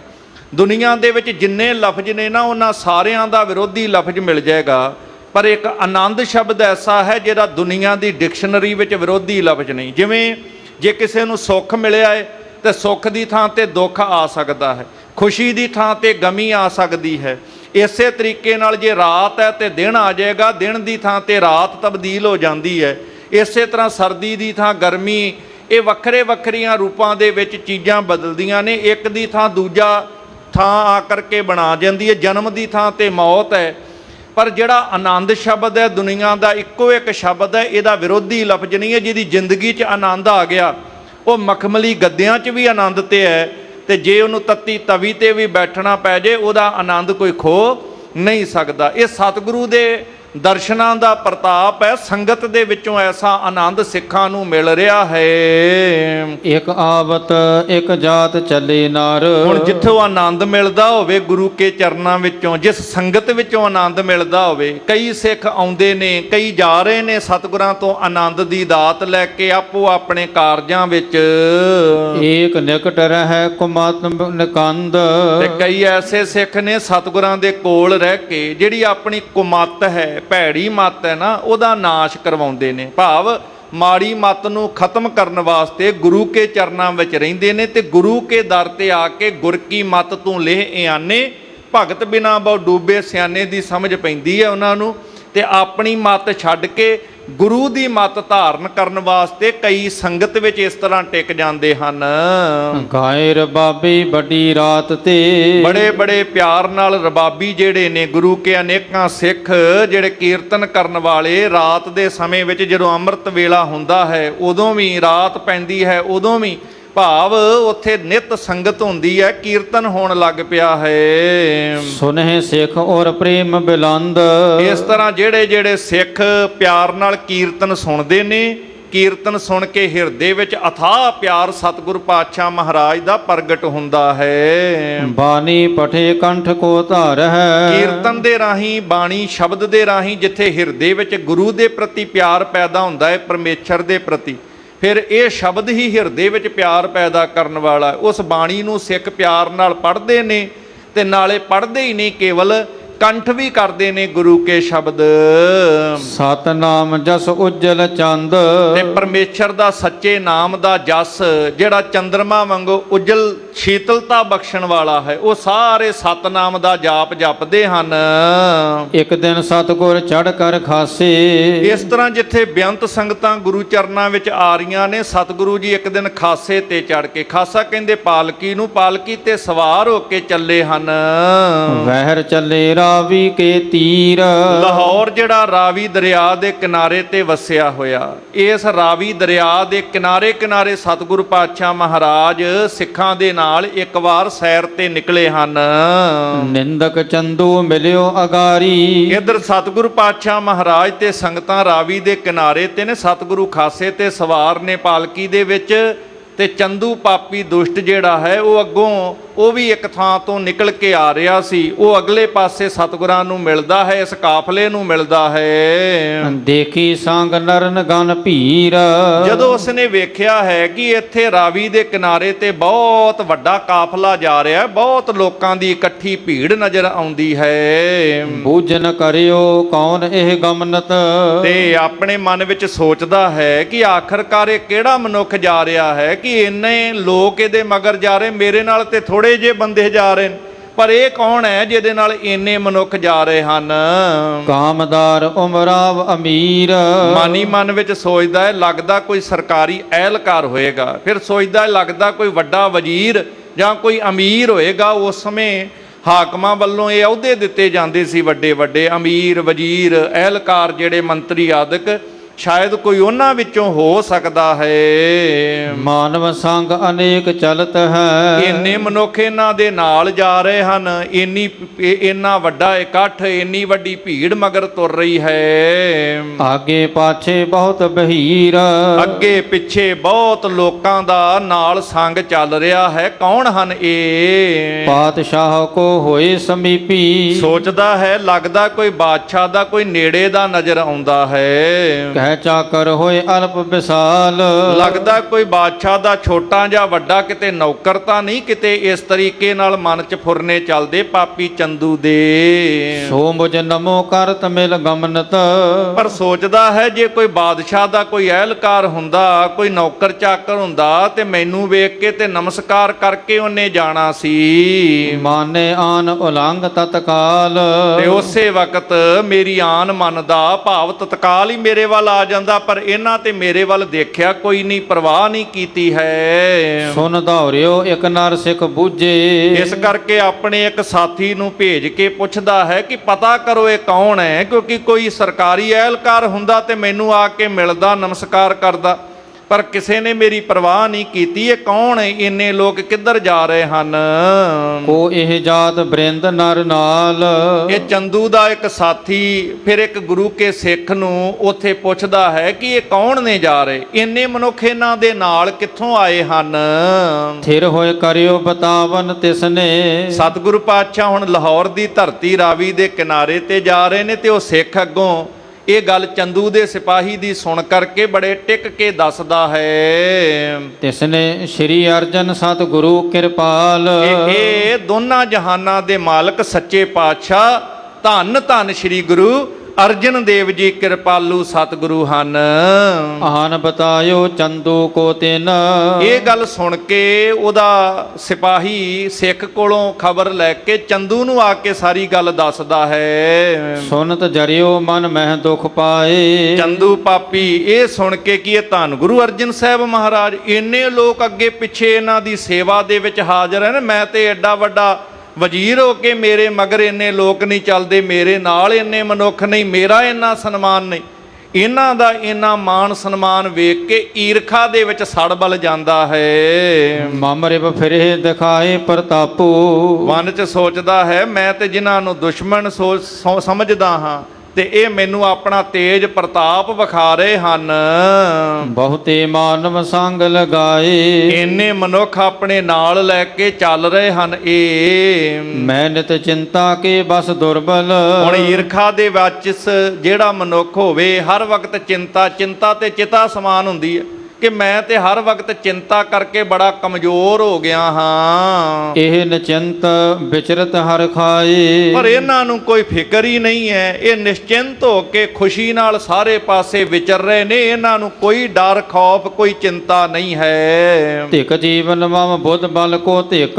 ਲਾਨਤਾਂ ਪਾਉਂਦਾ ਹੈ ਆਪਣੇ ਜੀਵਨ ਤੇ, ਆਪਣੀ ਬੁੱਧੀ ਤੇ, ਆਪਣੀ ਤਾਕਤ ਨੂੰ ਧਰਕਾਰ ਕਰਦਾ ਹੈ, ਲਾਨਤ ਪਾਉਂਦਾ ਹੈ ਚੰਦੂ। ਸਰੇ ਨ ਕੁਛ ਬਹੁ ਕਰੇ ਕਿ ਉਪਾਏ। ਮੇਰੇ ਸਾਹਮਣੇ ਉਹ ਇੰਨੇ ਖੁਸ਼ ਹੋਣ ਤੇ ਮੇਰੇ ਤੇ ਕੋਈ ਹੀਲਾ ਵਸੀਲਾ ਨਾ ਕਰ ਸਕੇ। ਅਸਲ ਦੇ ਵਿੱਚ ਮਨੁੱਖ ਆਪਣੇ ਦੁੱਖ ਤੋਂ ਐਡਾ ਦੁਖੀ ਨਹੀਂ ਹੁੰਦਾ। ਕਈ ਵਾਰ ਦੂਜੇ ਦਾ ਸੁੱਖ ਵੇਖ ਕੇ ਕਈ ਵਾਰ ਈਰਖਾਲੂ ਬੰਦਾ ਜ਼ਿਆਦਾ ਦੁਖੀ ਹੋ ਜਾਇਆ ਕਰਦਾ। ਇਹੀ ਇਸ ਈਰਖਾਲੂ ਚੰਦੂ ਪਾਪੀ ਦਾ ਹਾਲ ਸੀ। ਤੁਰਤ ਤੋਰ ਅਸਵਾਰੀ ਗਮਨਿਓ। ਇਹ ਗੱਲ ਸੁਣਦਿਆਂ ਸਾਰ ਗੁਰੂ ਅਰਜਨ ਸਾਹਿਬ ਨੇ ਆਪਣੇ ਸਵਾਰੀ ਤੇ ਸਵਾਰ ਹੋ ਕੇ ਤੁਰੰਤ ਉੱਥੋਂ ਨਿਕਲ ਚੱਲਿਆ ਹੈ। ਆਜ ਕਹੋ ਸੁਧ ਸ਼ਾਹ ਕੇ ਤੀਰ। ਤੇ ਮਨ ਵਿੱਚ ਸੋਚਦਾ ਹੈ ਕਿ ਜਾ ਕਰਕੇ ਬਾਦਸ਼ਾਹ ਜਹਾਂਗੀਰ ਨੂੰ ਜਾ ਕੇ ਖਬਰ ਦੱਸਦਾ, ਸਤਿਗੁਰੂ ਪਾਤਸ਼ਾਹ ਇੱਥੇ ਆਏ ਹੋਏ ਹਨ। ਉਤਰਿਓ ਕਰਤ ਸਲਾਮ ਗਇਓ ਢਿੱਗ। ਸਿੱਧਾ ਜਾ ਕੇ ਬਾਦਸ਼ਾਹ ਜਹਾਂਗੀਰ ਦੇ ਕੋਲ ਪਹੁੰਚਦਾ ਹੈ ਤੇ ਜਾ ਕਰਕੇ ਬਾਦਸ਼ਾਹ ਨੂੰ ਸਲਾਮ ਕਰਦਾ ਹੈ। ਰਿਸ਼ਤੇ ਧਰੇ ਨ ਕਿਮ ਉਰ ਧੀਰ। ਹਿਰਦਾ ਜਿਹੜਾ ਹੈ ਗੁੱਸੇ ਦੇ ਕਰਕੇ ਇਹ ਧੀਰਜ ਨਹੀਂ ਫੜਦਾ, ਭਾਵ ਸਰੀਰ ਕੰਬ ਰਿਹਾ ਹੈ, ਹਿਰਦਾ ਕੰਬ ਰਿਹਾ ਹੈ। ਇਹੋ ਜਿਹੀ ਇਹਦੀ ਅਵਸਥਾ ਹੈ, ਬੜਾ ਗੁੱਸੇ ਦੇ ਵਿੱਚ ਭਰਿਆ ਹੈ ਅੰਦਰੋਂ। ਕਹਿ ਪ੍ਰਸੰਗ ਕੁਛ ਹਜ਼ਰਤ ਕੋ ਤਬ। ਉੱਥੇ ਕੋਈ ਗੱਲਬਾਤ ਜੀ ਬਣਾ ਕੇ ਬਾਦਸ਼ਾਹ ਨੂੰ ਆਪਣੀ ਗੱਲ ਦੱਸਣ ਦਾ ਯਤਨ ਕਰਦਾ ਹੈ। ਨਿਜ ਦਿਸ਼ ਰੁਕ ਫੇਰਿਓ ਨਹਿ ਭੀਰ। ਬਹੁਤ ਸਾਰੇ ਲੋਕ ਸਨ, ਬਾਦਸ਼ਾਹ ਨੇ ਪਹਿਲਾਂ ਤੇ ਇਹਦੇ ਵੱਲ ਧਿਆਨ ਨਹੀਂ ਦਿੱਤਾ, ਪਰ ਆਪਣੀ ਗੱਲਬਾਤ ਜੀ ਬਣਾ ਕਰਕੇ, ਕਿਉਂਕਿ ਉੱਥੇ ਬਹੁਤੀ ਭੀੜ ਨਹੀਂ ਸੀ, ਇਸ ਕਰਕੇ ਕੋਈ ਪ੍ਰਸੰਗ ਜਿਹਾ ਬਣਾ ਕੇ ਤੇ ਆਪਣੇ ਵੱਲ ਧਿਆਨ ਕਰਾਉਂਦਾ ਹੈ ਬਾਦਸ਼ਾਹ ਜਹਾਂਗੀਰ ਦਾ। ਕਰ ਜੋਰੇ ਉਚਰਤ ਦੁਰਮਤ ਕੋ। ਹੱਥ ਜੋੜ ਕੇ ਆਪਣੀ ਦੁਰਮਤ ਦੇ ਹਿਸਾਬ ਨਾਲ ਖੋਟੀ ਮਤ ਦਾ ਪ੍ਰਕਾਸ਼ ਕਰਨ ਲੱਗਾ, ਕਿਉਂਕਿ ਖੋਟੀ ਮਤ ਵਾਲਾ ਬੋਲੇਗਾ ਤੇ ਉਹੋ ਜਿਹੀ ਬੋਲ ਬੋਲੇਗਾ। ਸੋ ਉਸ ਖੋਟੀ ਮਤ ਦੇ ਅਨੁਸਾਰ ਬਾਦਸ਼ਾਹ ਨੂੰ ਆਪਣੇ ਪੱਲੋਂ ਈਰਖਾ ਦਾ ਭਰਿਆ ਸ਼ਿਕਾਇਤ ਲਾਉਂਦਾ ਹੈ। ਅਬ ਆਇਓ ਪੁਰ ਸਿੱਖਨ ਪੀਰ। ਇਹ ਕਹਿੰਦਾ ਕਿ ਬਾਦਸ਼ਾਹ ਸਲਾਮਤ ਸਿੱਖਾਂ ਦਾ ਪੀਰ, ਸਿੱਖਾਂ ਦੇ ਗੁਰੂ ਗੁਰੂ ਅਰਜਨ ਸਾਹਿਬ ਨਗਰ ਵਿੱਚ ਆਏ ਹੋਏ ਹਨ। ਤੁਮ ਟਿਗ ਆਵਨ ਕਰਿਓ ਨਾ ਅਬ ਭੀ। ਪਰ ਅਜੇ ਤੱਕ ਵੀ ਤੁਹਾਡੇ ਬੁਲਾਉਣ ਤੇ ਵੇਖੋ ਤੁਹਾਡੇ ਕੋਲ ਨਹੀਂ ਆਏ ਹਨ। ਹਿੰਦੁਨ ਤੇ ਪੁਜ ਬਾਵਤ ਪਾਏ। ਬਹੁਤ ਵੱਖ-ਵੱਖ ਧਰਮਾਂ ਦੇ ਲੋਕ ਸਾਰੇ ਹੀ ਸਤਿਗੁਰੂ ਪਾਤਸ਼ਾਹ ਦਾ ਸਨਮਾਨ ਕਰਦੇ, ਭਾਵੇਂ ਹਿੰਦੂ ਨੇ ਮੁਸਲਮਾਨ ਨੇ, ਸਾਰੇ ਗੁਰੂ ਅਰਜਨ ਸਾਹਿਬ ਪਾਤਸ਼ਾਹ ਦਾ ਸਤਿਕਾਰ ਕਰ ਰਹੇ ਨੇ, ਨਮਸਕਾਰਾਂ ਕਰ ਰਹੇ ਹਨ। ਨਿਤ ਪ੍ਰਤ ਧਨ ਅਨਗਿਨਤ ਆਮਦਨ। ਤੇ ਲੋਕ ਆਪਣੇ ਧਨ ਨੂੰ ਵੀ ਗੁਰੂ ਚਰਨਾਂ ਵਿੱਚ ਭੇਟਾ ਕਰਕੇ ਸਫਲ ਕਰ ਰਹੇ ਨੇ, ਬਹੁਤ ਉਹਨਾਂ ਨੂੰ ਚੜਾਵਾ ਚੜ ਰਿਹਾ ਹੈ। ਧਨੀ ਭਇਓ ਔਰ ਗਰਭ ਵਧਾਏ। ਇੰਨਾ ਧਨ ਉਹਨਾਂ ਕੋਲ ਚੜ ਰਿਹਾ ਹੈ ਜਿਸ ਕਰਕੇ ਲੱਗਦਾ ਉਹ ਹੰਕਾਰੀ ਹੋ ਗਏ ਨੇ। ਇਹ ਆਪਣਾ ਅੰਦਰ ਦੀ ਅਵਸਥਾ ਗੁਰੂ ਤੇ ਉੱਪਰ ਲਾ ਕਰਕੇ ਬਿਆਨ ਕਰਦਾ ਹੈ ਚੰਦੂ ਪਾਪੀ। 2 ਲੱਖ ਕੋ ਦੰਡ ਲਖੇ ਕਿਆ। ਕਹਿਣ ਲੱਗਾ ਬਾਦਸ਼ਾਹ ਸਲਾਮਤ, ਕੇਵਲ 2 ਲੱਖ ਜੁਰਮਾਨੇ ਦੀ ਗੱਲ ਤੇ ਛੋਟੀ ਜੀ ਹੈ। ਤਤਸ਼ਿਨ ਲੈਦੈ ਹਾਂ ਇਸ ਥਾਏ। ਕਹਿੰਦੇ ਮੈਂ ਤੇ ਤੁਹਾਨੂੰ ਜਿੰਨਾ ਧਨ ਹੈ ਇਸੇ ਥਾਂ ਤੇ ਸਾਰਾ ਜੁਰਮਾਨਾ ਲੈ ਕਰਕੇ 2 ਲੱਖ ਦੇ ਕਰੀਬ ਤੁਹਾਨੂੰ ਦੇ ਦੇਣਾ ਕਰਾਂਗਾ। ਆਪ ਸਪਾਰਸ਼ ਕਹੋ ਨਾ ਸੁਣੀਐ। ਪਰ ਇਹ ਗੁਰੂ ਅਰਜਨ ਸਾਹਿਬ ਤੋਂ ਇਸ ਜੁਰਮਾਨਾ ਇਸੇ ਤਰੀਕੇ ਨਾਲ ਲਵਾਂਗਾ, ਪਰ ਤੁਸੀਂ ਕਿਸੇ ਦੀ ਸਿਫਾਰਿਸ਼ ਨਾ ਕਰਿਓ ਤੇ ਨਾ ਕਿਸੇ ਦੀ ਸਿਫਾਰਿਸ਼ ਤੁਸੀਂ ਸੁਣਿਆ ਜੀ। ਤਉ ਤਸਕਰ ਰਖੇ ਨਾ ਡਰ ਪਾਏ। ਇਸ ਕਰਕੇ ਮੈਂ ਜੇ ਉਹਨਾਂ ਨੂੰ ਇਸ ਤਰ੍ਹਾਂ ਜੁਰਮਾਨਾ ਲਵਾਂਗਾ, ਨਾਲੇ ਉਹਨਾਂ ਤੇ ਡਰ ਪਾਵਾਂਗੇ, ਤੇ ਫਿਰ ਉਹ ਚੋਰ ਆਦਿਕ ਨਹੀਂ ਰੱਖਣਗੇ, ਕਿਉਂਕਿ ਇਹਨੇ ਆਪਣੇ ਕੋਲੋਂ ਸਤਿਗੁਰੂ ਪਾਤਸ਼ਾਹ ਤੇ ਇਹੋ ਜਿਹਾ ਦੋਸ਼ ਲਾਇਆ ਸੀ ਇਸ ਚੰਦੂ ਪਾਪੀ ਨੇ, ਕਿ ਫਿਰ ਇਹੋ ਜਿਹੇ ਚੋਰ ਆਦਿਕ ਵੀ ਨਹੀਂ ਰੱਖਣਗੇ, ਤੁਹਾਡਾ ਡਰ ਵੀ ਮੰਨਿਆ ਕਰਨਗੇ। ਸੁਖੀ ਬਸੇ ਕੋ ਦੋਸ਼ ਬਹੁਰ ਸਭ। ਫਿਰ ਸਾਡਾ ਦੇਸ਼ ਜਿਹੜਾ ਹੈ ਸਾਰਾ ਜਿਹੜਾ ਹੈ ਸੁਖੀ ਵਸੇਗਾ, ਕਿਸੇ ਪ੍ਰਕਾਰ ਦਾ ਡਰ ਨਹੀਂ ਹੋਵੇਗਾ। ਕਰੋ ਬੁਲਾਵਨ ਤਉ ਚਲ ਆਏ। ਇਸ ਕਰਕੇ ਬਾਦਸ਼ਾਹ ਸਲਾਮਤ ਤੁਸੀਂ ਗੁਰੂ ਅਰਜਨ ਸਾਹਿਬ ਨੂੰ ਬੁਲਾਉਣਾ ਕਰੋ, ਤਾਂ ਹੀ ਉਹ ਤੁਹਾਡੇ ਤੱਕ ਚੱਲ ਕੇ ਆਉਣਗੇ। ਨਿਤ ਸਿੱਖਨ ਤੇ ਲੈ ਕਰ ਧਨ ਕੋ। ਕਿਉਂਕਿ ਉਹ ਸਿੱਖਾਂ ਕੋਲ ਬਹੁਤ ਸਾਰਾ ਧਨ ਸਿੱਖ ਉਹਨਾਂ ਨੂੰ ਚੜਾਉਂਦੇ ਨੇ, ਭੇਟਾਵਾਂ ਅਰਪਣ ਕਰਦੇ ਹਨ। ਆਪਣੀ ਪੁਰੀ ਪ੍ਰਵੇਸ਼ਹਿ ਜਾਏ। ਤੇ ਸਿੱਖਾਂ ਕੋਲੋਂ ਇਸ ਤਰ੍ਹਾਂ ਧਨ ਲੈ ਕੇ ਫਿਰ ਉਹ ਤੁਹਾਡੇ ਕੋਲ ਨਹੀਂ ਆਉਣਗੇ, ਕਿਉਂਕਿ ਈਰਖਾਲੂ ਨੇ ਸ਼ਿਕਾਇਤ ਲਾਉਣੀ ਹੁੰਦੀ ਹੈ। ਇਸ ਤਰ੍ਹਾਂ ਕਰਕੇ ਇਹ ਚੁਗਲੀ ਕਰਨ ਵਾਲਾ ਕਿ ਉਹ ਤੇ ਵਾਪਸ ਕਿਤੇ ਇਹ ਨਾ ਹੋਵੇ ਆਪਣੇ ਨਗਰ ਅੰਮ੍ਰਿਤਸਰ ਵਾਲੇ ਪਾਸੇ ਫਿਰ ਵਾਪਸ ਨਾ ਚਲੇ ਜਾਣ। ਨਿਰਭੈ ਹੋਏ ਤੁਮ ਤੇ ਬਹੁ ਰਾਖਿਓ। ਕਹਿਣ ਲੱਗੇ ਵੇਖੋ ਉਹਨਾਂ ਨੂੰ ਤੁਹਾਡਾ ਕੋਈ ਕਿਸੇ ਪ੍ਰਕਾਰ ਦਾ ਡਰ ਨਹੀਂ ਹੈ, ਸ਼ਹਿਜ਼ਾਦਾ ਦੇਸ਼ ਜੋ ਨਿਕਸਾਏ। ਕਿਉਂਕਿ ਜੇ ਤੁਸੀਂ ਆਪਣੇ ਸ਼ਹਿਜ਼ਾਦੇ ਖੁਸਰੋ ਨੂੰ ਜਦੋਂ ਬਾਗੀ ਸਮਝ ਕੇ ਦੇਸ਼ ਨਿਕਾਲਾ ਦਿੱਤਾ ਸੀ ਤੇ ਕਹਿੰਦੇ ਉਸ ਵਕਤ ਜੇ ਤੁਹਾਡਾ ਡਰ ਨਾ ਮੰਨ ਕੇ ਉਹਨਾਂ ਨੇ ਸ਼ਹਿਜ਼ਾਦੇ ਦੀ ਰਾਖੀ ਕੀਤੀ ਹੈ। ਪਾਏ ਤਦਾਰਕ ਤਉ ਚਿਤ ਸਮਝੈ। ਇਸ ਕਰਕੇ ਉਸ ਬਾਗੀ ਦਾ ਸਾਥ ਦੇਣ ਕਰਕੇ ਇਹਨਾਂ ਨੂੰ ਜੇ ਅਸੀਂ ਸਜ਼ਾ ਨਹੀਂ ਲਾਵਾਂਗੇ ਨਾ ਇਸ ਦੋਸ਼ ਵਿੱਚ, ਓਨੀ ਦੇਰ ਤੱਕ ਸਮਝਣਗੇ ਨਹੀਂ। ਸ਼ਾਹ ਅਵਗਿਆ ਇਮ ਦੁਖਦਾਏ। ਜਦ ਤੱਕ ਸਜ਼ਾ ਨਾ ਦਿੱਤੀ ਜਾਵੇ ਤੇ ਸ਼ਾਹ ਬਾਦਸ਼ਾਹ ਦਾ ਹੁਕਮ ਨਾ ਮੰਨਣ ਤੇ ਕਿਹੜਾ ਦੁੱਖ ਮਿਲਦਾ ਹੈ, ਇਹ ਡਰ ਨਹੀਂ ਉਹਨਾਂ ਦੇ ਮਨ ਵਿੱਚ ਪਵੇਗਾ। ਇਕ ਦੋਇ ਅਪਰ ਸ਼ਾਹ ਕੇ ਨਿਕਟੀ। ਇਸ ਤਰੀਕੇ ਨਾਲ ਜਿੱਥੇ ਇਹ ਚੰਦੂ ਪਾਪੀ ਬਾਦਸ਼ਾਹ ਦੇ ਕੰਨ ਭਰਦਾ ਹੈ, ਉੱਥੇ ਨਾਲ ਨਾਲ ਕੁਝ ਇਹੋ ਜੀ ਦੁਸ਼ਟ ਚੌਂਕੜੀ ਵੀ ਇਹਨੇ ਇਕੱਠੀ ਕੀਤੀ ਸੀ ਜਿਨ੍ਹਾਂ ਨੂੰ ਧਨ ਦੇ ਕੇ ਲਾਲਚ ਦੇ ਕੇ ਆਪਣੇ ਵੱਲ ਦੇ ਕੀਤੇ ਹੋਏ ਸਨ। ਧਨ ਦੇ ਕੀਨੇ ਆਪਨ ਸਹਾਏ। ਇਹ ਉਸ ਬਾਦਸ਼ਾਹ ਦੇ ਦਰਬਾਰ ਦੇ ਕੁਝ ਦਰਬਾਰੀ ਸਨ ਜਿਨ੍ਹਾਂ ਨੂੰ ਧਨ ਦਾ ਲਾਲਚ ਦੇ ਕਰਕੇ ਉਹਨਾਂ ਨੂੰ ਵੀ ਆਪਣੇ ਵੱਲ ਦੀ ਹਾਮੀ ਭਰਾਉਣ ਵਾਸਤੇ ਪਹਿਲਾਂ ਹੀ ਇਹਨੇ ਤਿਆਰ ਕੀਤਾ ਹੋਇਆ ਸੀ। ਸੋ ਉਮਰਾਵ ਕਹਿਣ ਲਗ ਤਬ ਲਾਗੇ। ਇਸ ਤਰ੍ਹਾਂ ਚੰਦੂ ਦੀਆਂ ਗੱਲਾਂ ਸੁਣ ਕੇ ਉਹ ਅਮੀਰ ਵਜ਼ੀਰ ਜਿਹੜੇ ਸੀ ਮੰਤਰੀ ਆਦਿਕ ਦਰਬਾਰ ਦੇ, ਉਹ ਵੀ ਇਹ ਗੱਲ ਕਹਿੰਦਿਆਂ ਹੋਇਆਂ ਹਾਮੀ ਭਰਦੇ ਹਨ। ਚੰਦੂ ਸ਼ਾਹ ਸਮਤ ਅਦਕਾਏ। ਇਹ ਬਾਦਸ਼ਾਹ ਸਲਾਮਤ ਚੰਦੂ ਜੋ ਗੱਲ ਕਹਿ ਰਿਹਾ ਹੈ ਬੜਾ ਸਿਆਣਾ ਹੈ, ਤੁਹਾਡੇ ਪੱਖ ਦੀ ਗੱਲ ਕਰ ਰਿਹਾ, ਸਿਆਣੀ ਗੱਲ ਕੀਤੀ ਹੈ ਇਸ ਨੇ। ਦੇਸ਼ ਦੁਖੀ ਦਿਖ ਦੁਖ ਲਖੈ ਔਰ। ਕਿਉਂਕਿ ਇਹ ਤੇ ਤੁਹਾਡਾ ਭਲਾ ਚਾਹੁੰਦਾ ਹੈ। ਦੇਸ਼ ਦੇ ਵਿੱਚ ਦੁਖੀ ਲੋਕਾਂ ਦਾ ਦੁੱਖ ਵੇਖ ਕੇ ਇਹ ਅੰਦਰੋਂ ਦੁਖੀ ਹੋ ਜਾਂਦਾ ਹੈ, ਇਹ ਕੋ ਕਿਸੇ ਦਾ ਦੁੱਖ ਨਹੀਂ ਬਰਦਾਸ਼ਤ ਕੀਤਾ ਜਾਂਦਾ ਹੈ। ਬਾਰ ਬਾਰ ਸੋ ਅਰਜ਼ ਕਮਾ ਕਰਾਏ। ਇਸ ਕਰਕੇ ਤੁਹਾਡੇ ਅੱਗੇ ਬਾਰ-ਬਾਰ ਬੇਨਤੀ ਕਰਦਾ ਹੈ। ਇਸ ਤਰ੍ਹਾਂ ਇਹ ਚੰਦੂ ਪਾਪੀ ਦੇ ਪੱਖ ਦੇ ਵਿੱਚ ਵੀ ਕਈ ਲੋਕ ਜਿਹੜੇ ਨੇ ਇਹਦੇ ਨਾਲ ਰਲਗਟ ਕਰਕੇ ਬਾਦਸ਼ਾਹ ਦੇ ਕੋਲ ਚੁਗਲੀ ਕਰਦੇ ਨੇ ਗੁਰੂ ਘਰ ਦੇ ਖਿਲਾਫ। ਆਪ ਹਦੂਰ ਹਕਾਰੋ ਨਿਹਾਰੋ। ਇਸ ਕਰਕੇ ਹੁਣ ਗੁਰੂ ਅਰਜਨ ਸਾਹਿਬ ਨੂੰ ਜਿੱਥੇ ਲਾਹੌਰ ਬੁਲਾਇਆ ਹੈ, ਹੁਣ ਉਹਨਾਂ ਨੂੰ ਆਪਣੇ ਕੋਲ ਬੁਲਾ ਕਰਕੇ ਸਾਰੀ ਗੱਲ ਪਰਖਣਾ ਕਰੋ। ਕਹੋ ਨ ਕੁਛ ਮਗ ਪੁੱਛੋ ਖੁਦਾਏ। ਤੁਸੀਂ ਬਹੁਤੀ ਗੱਲਬਾਤ ਨਾ ਕਰਨਾ, ਤੁਸੀਂ ਇੰਨਾ ਕਿ ਰੱਬ ਦੇ ਘਰ ਦੇ ਬਾਰੇ ਵਿੱਚ ਜਿਹੜੀਆਂ ਗੱਲਾਂ ਬਾਤਾਂ ਉਹਨਾਂ ਨਾਲ ਜ਼ਰੂਰ ਪੁੱਛ ਲਿਓ। ਇਸ ਤਰੀਕੇ ਦੀ ਚਰਚਾ ਉਹਨਾਂ ਨਾਲ ਕਰ ਲੈਣੀ। ਦੰਡ ਦੀਵਾਨ ਸੋ ਲੇ ਨਬੀਰ। ਕਿਉਂਕਿ ਜਿਹੜਾ ਜੋ ਸਜ਼ਾ ਦੇਣੀ ਹੈ, ਜੁਰਮਾਨਾ ਲੈਣਾ ਹੈ, ਉਹ ਆਪੇ ਦੀਵਾਨ ਚੰਦੂ ਜਿਹੜਾ ਹੈ ਉਹ ਆਪੇ ਹੀ ਲੈ ਕੇ ਕੰਮ ਨਿਬੇੜਾ ਕਰ ਲਵੇਗਾ। ਆਪ ਦੋਸ਼ ਤੇ ਸੰਕਟ ਜੀ। ਕਿ ਜੇ ਆਪ ਜੀ ਆਪਣੇ ਮਨ ਦੇ ਵਿੱਚ ਸ਼ੰਕਾ ਰੱਖਦੇ ਹੋ ਕਿ ਕਿਤੇ ਤੁਹਾਡੇ ਸਿਰ ਦੋਸ਼ ਨਾ ਮੜਿਆ ਜਾਵੇ, ਕਿਉਂਕਿ ਵੱਡੇ ਵੱਡੇ ਲੀਡਰ ਜਿਹੜੇ ਰਾਜਨੀਤਿਕ ਹੁੰਦੇ ਨੇ, ਕਈ ਇਹੋ ਜਿਹੇ ਕੰਮ ਕਰਾਉਂਦੇ ਨੇ, ਆਪਣੇ ਆਪ ਨੂੰ ਵੱਖਰਾ ਜਿਹਾ ਰੱਖਦੇ ਆ ਕਿ ਸਾਡਾ ਦੋਸ਼ ਨਹੀਂ, ਤੇ ਆਪਣੇ ਅਹਿਲਕਾਰਾਂ ਦੇ ਰਾਹੀਂ ਹੋਰਾਂ ਰਾਹੀਂ ਕੰਮ ਕਰਾ ਲੈਂਦੇ ਨੇ। ਭਾਵ ਆਪਣੇ ਆਪ ਨੂੰ ਨਿਰਲੇਪ ਰੱਖਣਾ ਕਿ ਅਸੀਂ ਕੋਈ ਨਹੀਂ ਕਾਰਜ ਕੀਤਾ ਤੇ ਫਲਾਣੇ ਨੇ ਕਰਵਾ ਦਿੱਤਾ ਹੈ। ਇਸ ਤਰ੍ਹਾਂ ਜਹਾਂਗੀਰ ਆਪਣੇ ਆਪ ਨੂੰ ਇਸ ਤਰ੍ਹਾਂ ਵੱਖਰੇ ਰੱਖ ਕਰਕੇ ਨਿਰਦੋਸ਼ ਵੀ ਸਾਬਤ ਕਰਨਾ ਚਾਹੁੰਦਾ ਸੀ। ਸੁਨ ਤਿਸ ਬਾਕ ਵਿਸਰਜਨ ਕਰੀਐ। ਕਹਿੰਦੇ ਫਿਰ ਗੁਰੂ ਅਰਜਨ ਸਾਹਿਬ ਪਾਤਸ਼ਾਹ ਦੇ ਸਾਰੇ ਬਚਨ ਸੁਣ ਕੇ ਉਹਨਾਂ ਨਾਲ ਬਚਨ ਚਰਚਾ ਕਰਕੇ ਤੁਸੀਂ ਉਹਨਾਂ ਨੂੰ ਵਿਦਾ ਕਰ ਦਿਓ। ਇਹ ਮੰਤਰੀ ਵਜ਼ੀਰ ਬਾਦਸ਼ਾਹ ਜਹਾਂਗੀਰ ਨੂੰ ਸਿਖਾਉਂਦੇ ਹਨ। ਤੁਮੋ ਨ ਲੇਪ ਲੱਗੈ ਬਿਦ ਏ। ਤੁਹਾਡੇ ਉੱਪਰ ਕਿਸੇ ਪ੍ਰਕਾਰ ਦਾ ਗੁਰੂ ਅਰਜਨ ਸਾਹਿਬ ਦੀ ਗ੍ਰਿਫਤਾਰੀ ਦਾ, ਉਹਨਾਂ ਨੂੰ ਸਜ਼ਾ ਦੇਣ ਦਾ ਦੋਸ਼ ਤੁਹਾਡੇ ਤੇ ਨਹੀਂ ਲੱਗੇਗਾ। ਚੰਦੂ ਅਰ ਉਮਰਾਵਨ ਰੁਖ ਲਖ। ਇਸ ਤਰ੍ਹਾਂ ਬਾਦਸ਼ਾਹ ਜਹਾਂਗੀਰ ਨੇ ਚੰਦੂ ਪਾਪੀ ਤੇ ਬਾਕੀ ਦੇ ਜਿਹੜੇ ਉਹਦੇ ਦਰਬਾਰੀ ਸਨ, ਉਹਨਾਂ ਦੀ ਗੱਲਬਾਤ ਵੇਖ ਕੇ, ਉਹਨਾਂ ਦਾ ਰੁਖ ਵੇਖ ਕਰਕੇ ਸ਼ਾਹ ਹਿਰਦੇ ਪੀ ਚਾਹ ਕਰੇ। ਬਾਦਸ਼ਾਹ ਵੀ ਮਾਨੀ ਮਨ ਵਿੱਚ ਜਿਹੜੀ ਚੀਜ਼ ਸੋਚਦਾ ਸੀ, ਕਿਉਂਕਿ ਬੜੇ ਚਿਰਾਂ ਦੇ ਇਹਦੇ ਕੰਨ ਭਰੇ ਜਾ ਰਹੇ ਸਨ। ਕੀ ਸੋਚਦਾ ਸੀ ਮਨ ਵਿੱਚ? ਇਹ ਤੁਝਕੇ ਜਹਾਂਗੀਰੀ ਦੀ ਜਿਹੜੀ ਇਹਦੀ ਸਵੈ ਲਿਖਤ ਹੈ ਨਾ, ਉਹਦੇ ਅੰਦਰ ਜ਼ਿਕਰ ਮਿਲਦਾ ਹੈ ਕਿ ਉਹ ਬੜੇ ਮਨ 'ਚੋਂ ਕਈ ਚਿਰਾਂ ਦਾ ਇਹ ਭਰਮ ਪਾਲ ਕੇ ਬੈਠਾ ਸੀ ਕਿ ਜਿਹੜਾ ਗੋਇੰਦਵਾਲ ਸਾਹਿਬ ਬਿਆਸਾ ਦਰਿਆ ਦੇ ਕਿਨਾਰੇ ਤੇ ਗੁਰੂ ਅਰਜਨ ਸਾਹਿਬ ਪਾਤਸ਼ਾਹ ਬਾਰੇ ਇਹਨੇ ਲਿਖਿਆ ਹੈ ਕਿ 3-4 ਪੀੜ੍ਹੀਆਂ ਤੋਂ ਜਿਹੜਾ ਗੁਰੂ ਨਾਨਕ ਦੇ ਘਰ ਨੂੰ ਇਹ ਦੁਕਾਨੇ ਬਾਤਲ ਝੂਠ ਦੀ ਦੁਕਾਨ ਕਰਕੇ ਬਿਆਨ ਕਰਦਾ ਕਿ ਜਿੱਥੇ ਕੇਵਲ ਹਿੰਦੂ ਹੀ ਨਹੀਂ, ਭੋਲੇ ਭਾਲੇ ਕਈ ਐਸੇ ਮੁਸਲਮਾਨਾਂ ਦਾ ਵੀ ਜ਼ਿਕਰ ਕਰਦਾ ਕਿ ਉਹ ਵੀ ਜਾ ਕਰਕੇ ਸ਼ਰਧਾ ਅਕੀਦਤ ਪੇਸ਼ ਕਰਦੇ ਹੈ। ਮੇਰੇ ਮਨ ਸੀ ਕਦੋਂ ਕਿਸੇ ਤਰੀਕੇ ਨਾਲ ਇਹ ਗੁਰੂ ਨਾਨਕ ਦੀ ਗੱਦੀ ਜਿਹੜੀ ਹੈ ਇਹ ਪਰੰਪਰਾ ਨੂੰ ਸਮਾਪਤ ਕਰਦਾ। ਉਹ ਦੁਕਾਨ ਸ਼ਬਦ ਵਰਤਦਾ ਹੈ ਝੂਠ ਦੀ, ਕਿ ਇਹਨੂੰ ਬੰਦ ਕਰ ਦੇਵਾਂ ਜਾਂ ਆਪਣੇ ਦੀਨ 'ਚ ਲੈ ਆਵਾਂ। ਪਰ ਇਹ ਮੌਕਾ ਉਦੋਂ ਮਿਲਿਆ ਜਦੋਂ ਖੁਸਰੋ ਨੇ ਬਗਾਵਤ ਕੀਤੀ। ਉਦੋਂ ਇਤੇ ਇਸ ਕਰਕੇ ਫਿਰ ਕਹਿੰਦੇ ਸੀ ਮੈਂ ਯਾਸਾ ਤੇ ਸਿਆਸਤ ਦੇ ਕਾਨੂੰਨ ਅਧੀਨ ਗੁਰੂ ਅਰਜਨ ਸਾਹਿਬ ਪਾਤਸ਼ਾਹ ਨੂੰ ਸ਼ਹੀਦ ਕਰਨ ਦਾ ਹੁਕਮ ਦਿੱਤਾ।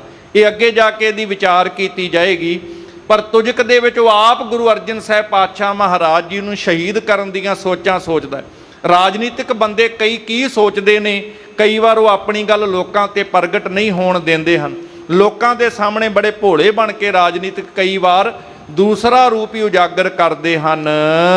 ਦਰਸ਼ਨ ਕਰੋ ਉਚਾਰਨ ਸੁਨਹਾਓ। ਇਸ ਕਰਕੇ ਸਾਰਿਆਂ ਵਿੱਚ ਕਹਿੰਦਾ ਹੈ ਕਿ ਮੈਂ ਉਹਨਾਂ ਦੇ ਦਰਸ਼ਨ ਕਰਨਾ ਚਾਹੁੰਦਾ ਹਾਂ, ਉਹਨਾਂ ਦੇ ਬਚਨ ਸੁਣਨਾ ਚਾਹੁੰਦਾ ਹਾਂ। ਨਿੰਦਾ ਸਿਫਤੀ ਬਹੁ ਜਿਸ ਕੀ, ਜਿਨ੍ਹਾਂ ਦੇ ਬਾਰੇ ਵਿੱਚ ਬਹੁਤ ਸਾਰੇ ਕਈਆਂ ਨੇ ਦੂਸ਼ਣ ਲਾਏ ਨੇ, ਬਹੁਤ ਸਾਰੇ ਲੋਕ ਉਹਨਾਂ ਦੀਆਂ ਸਿਫਤਾਂ ਵੀ ਕਰਦੇ ਹਨ। ਨਿਕਟ ਵਜ਼ੀਰ ਖਾਨ ਕੋ ਦੇਖਿਓ।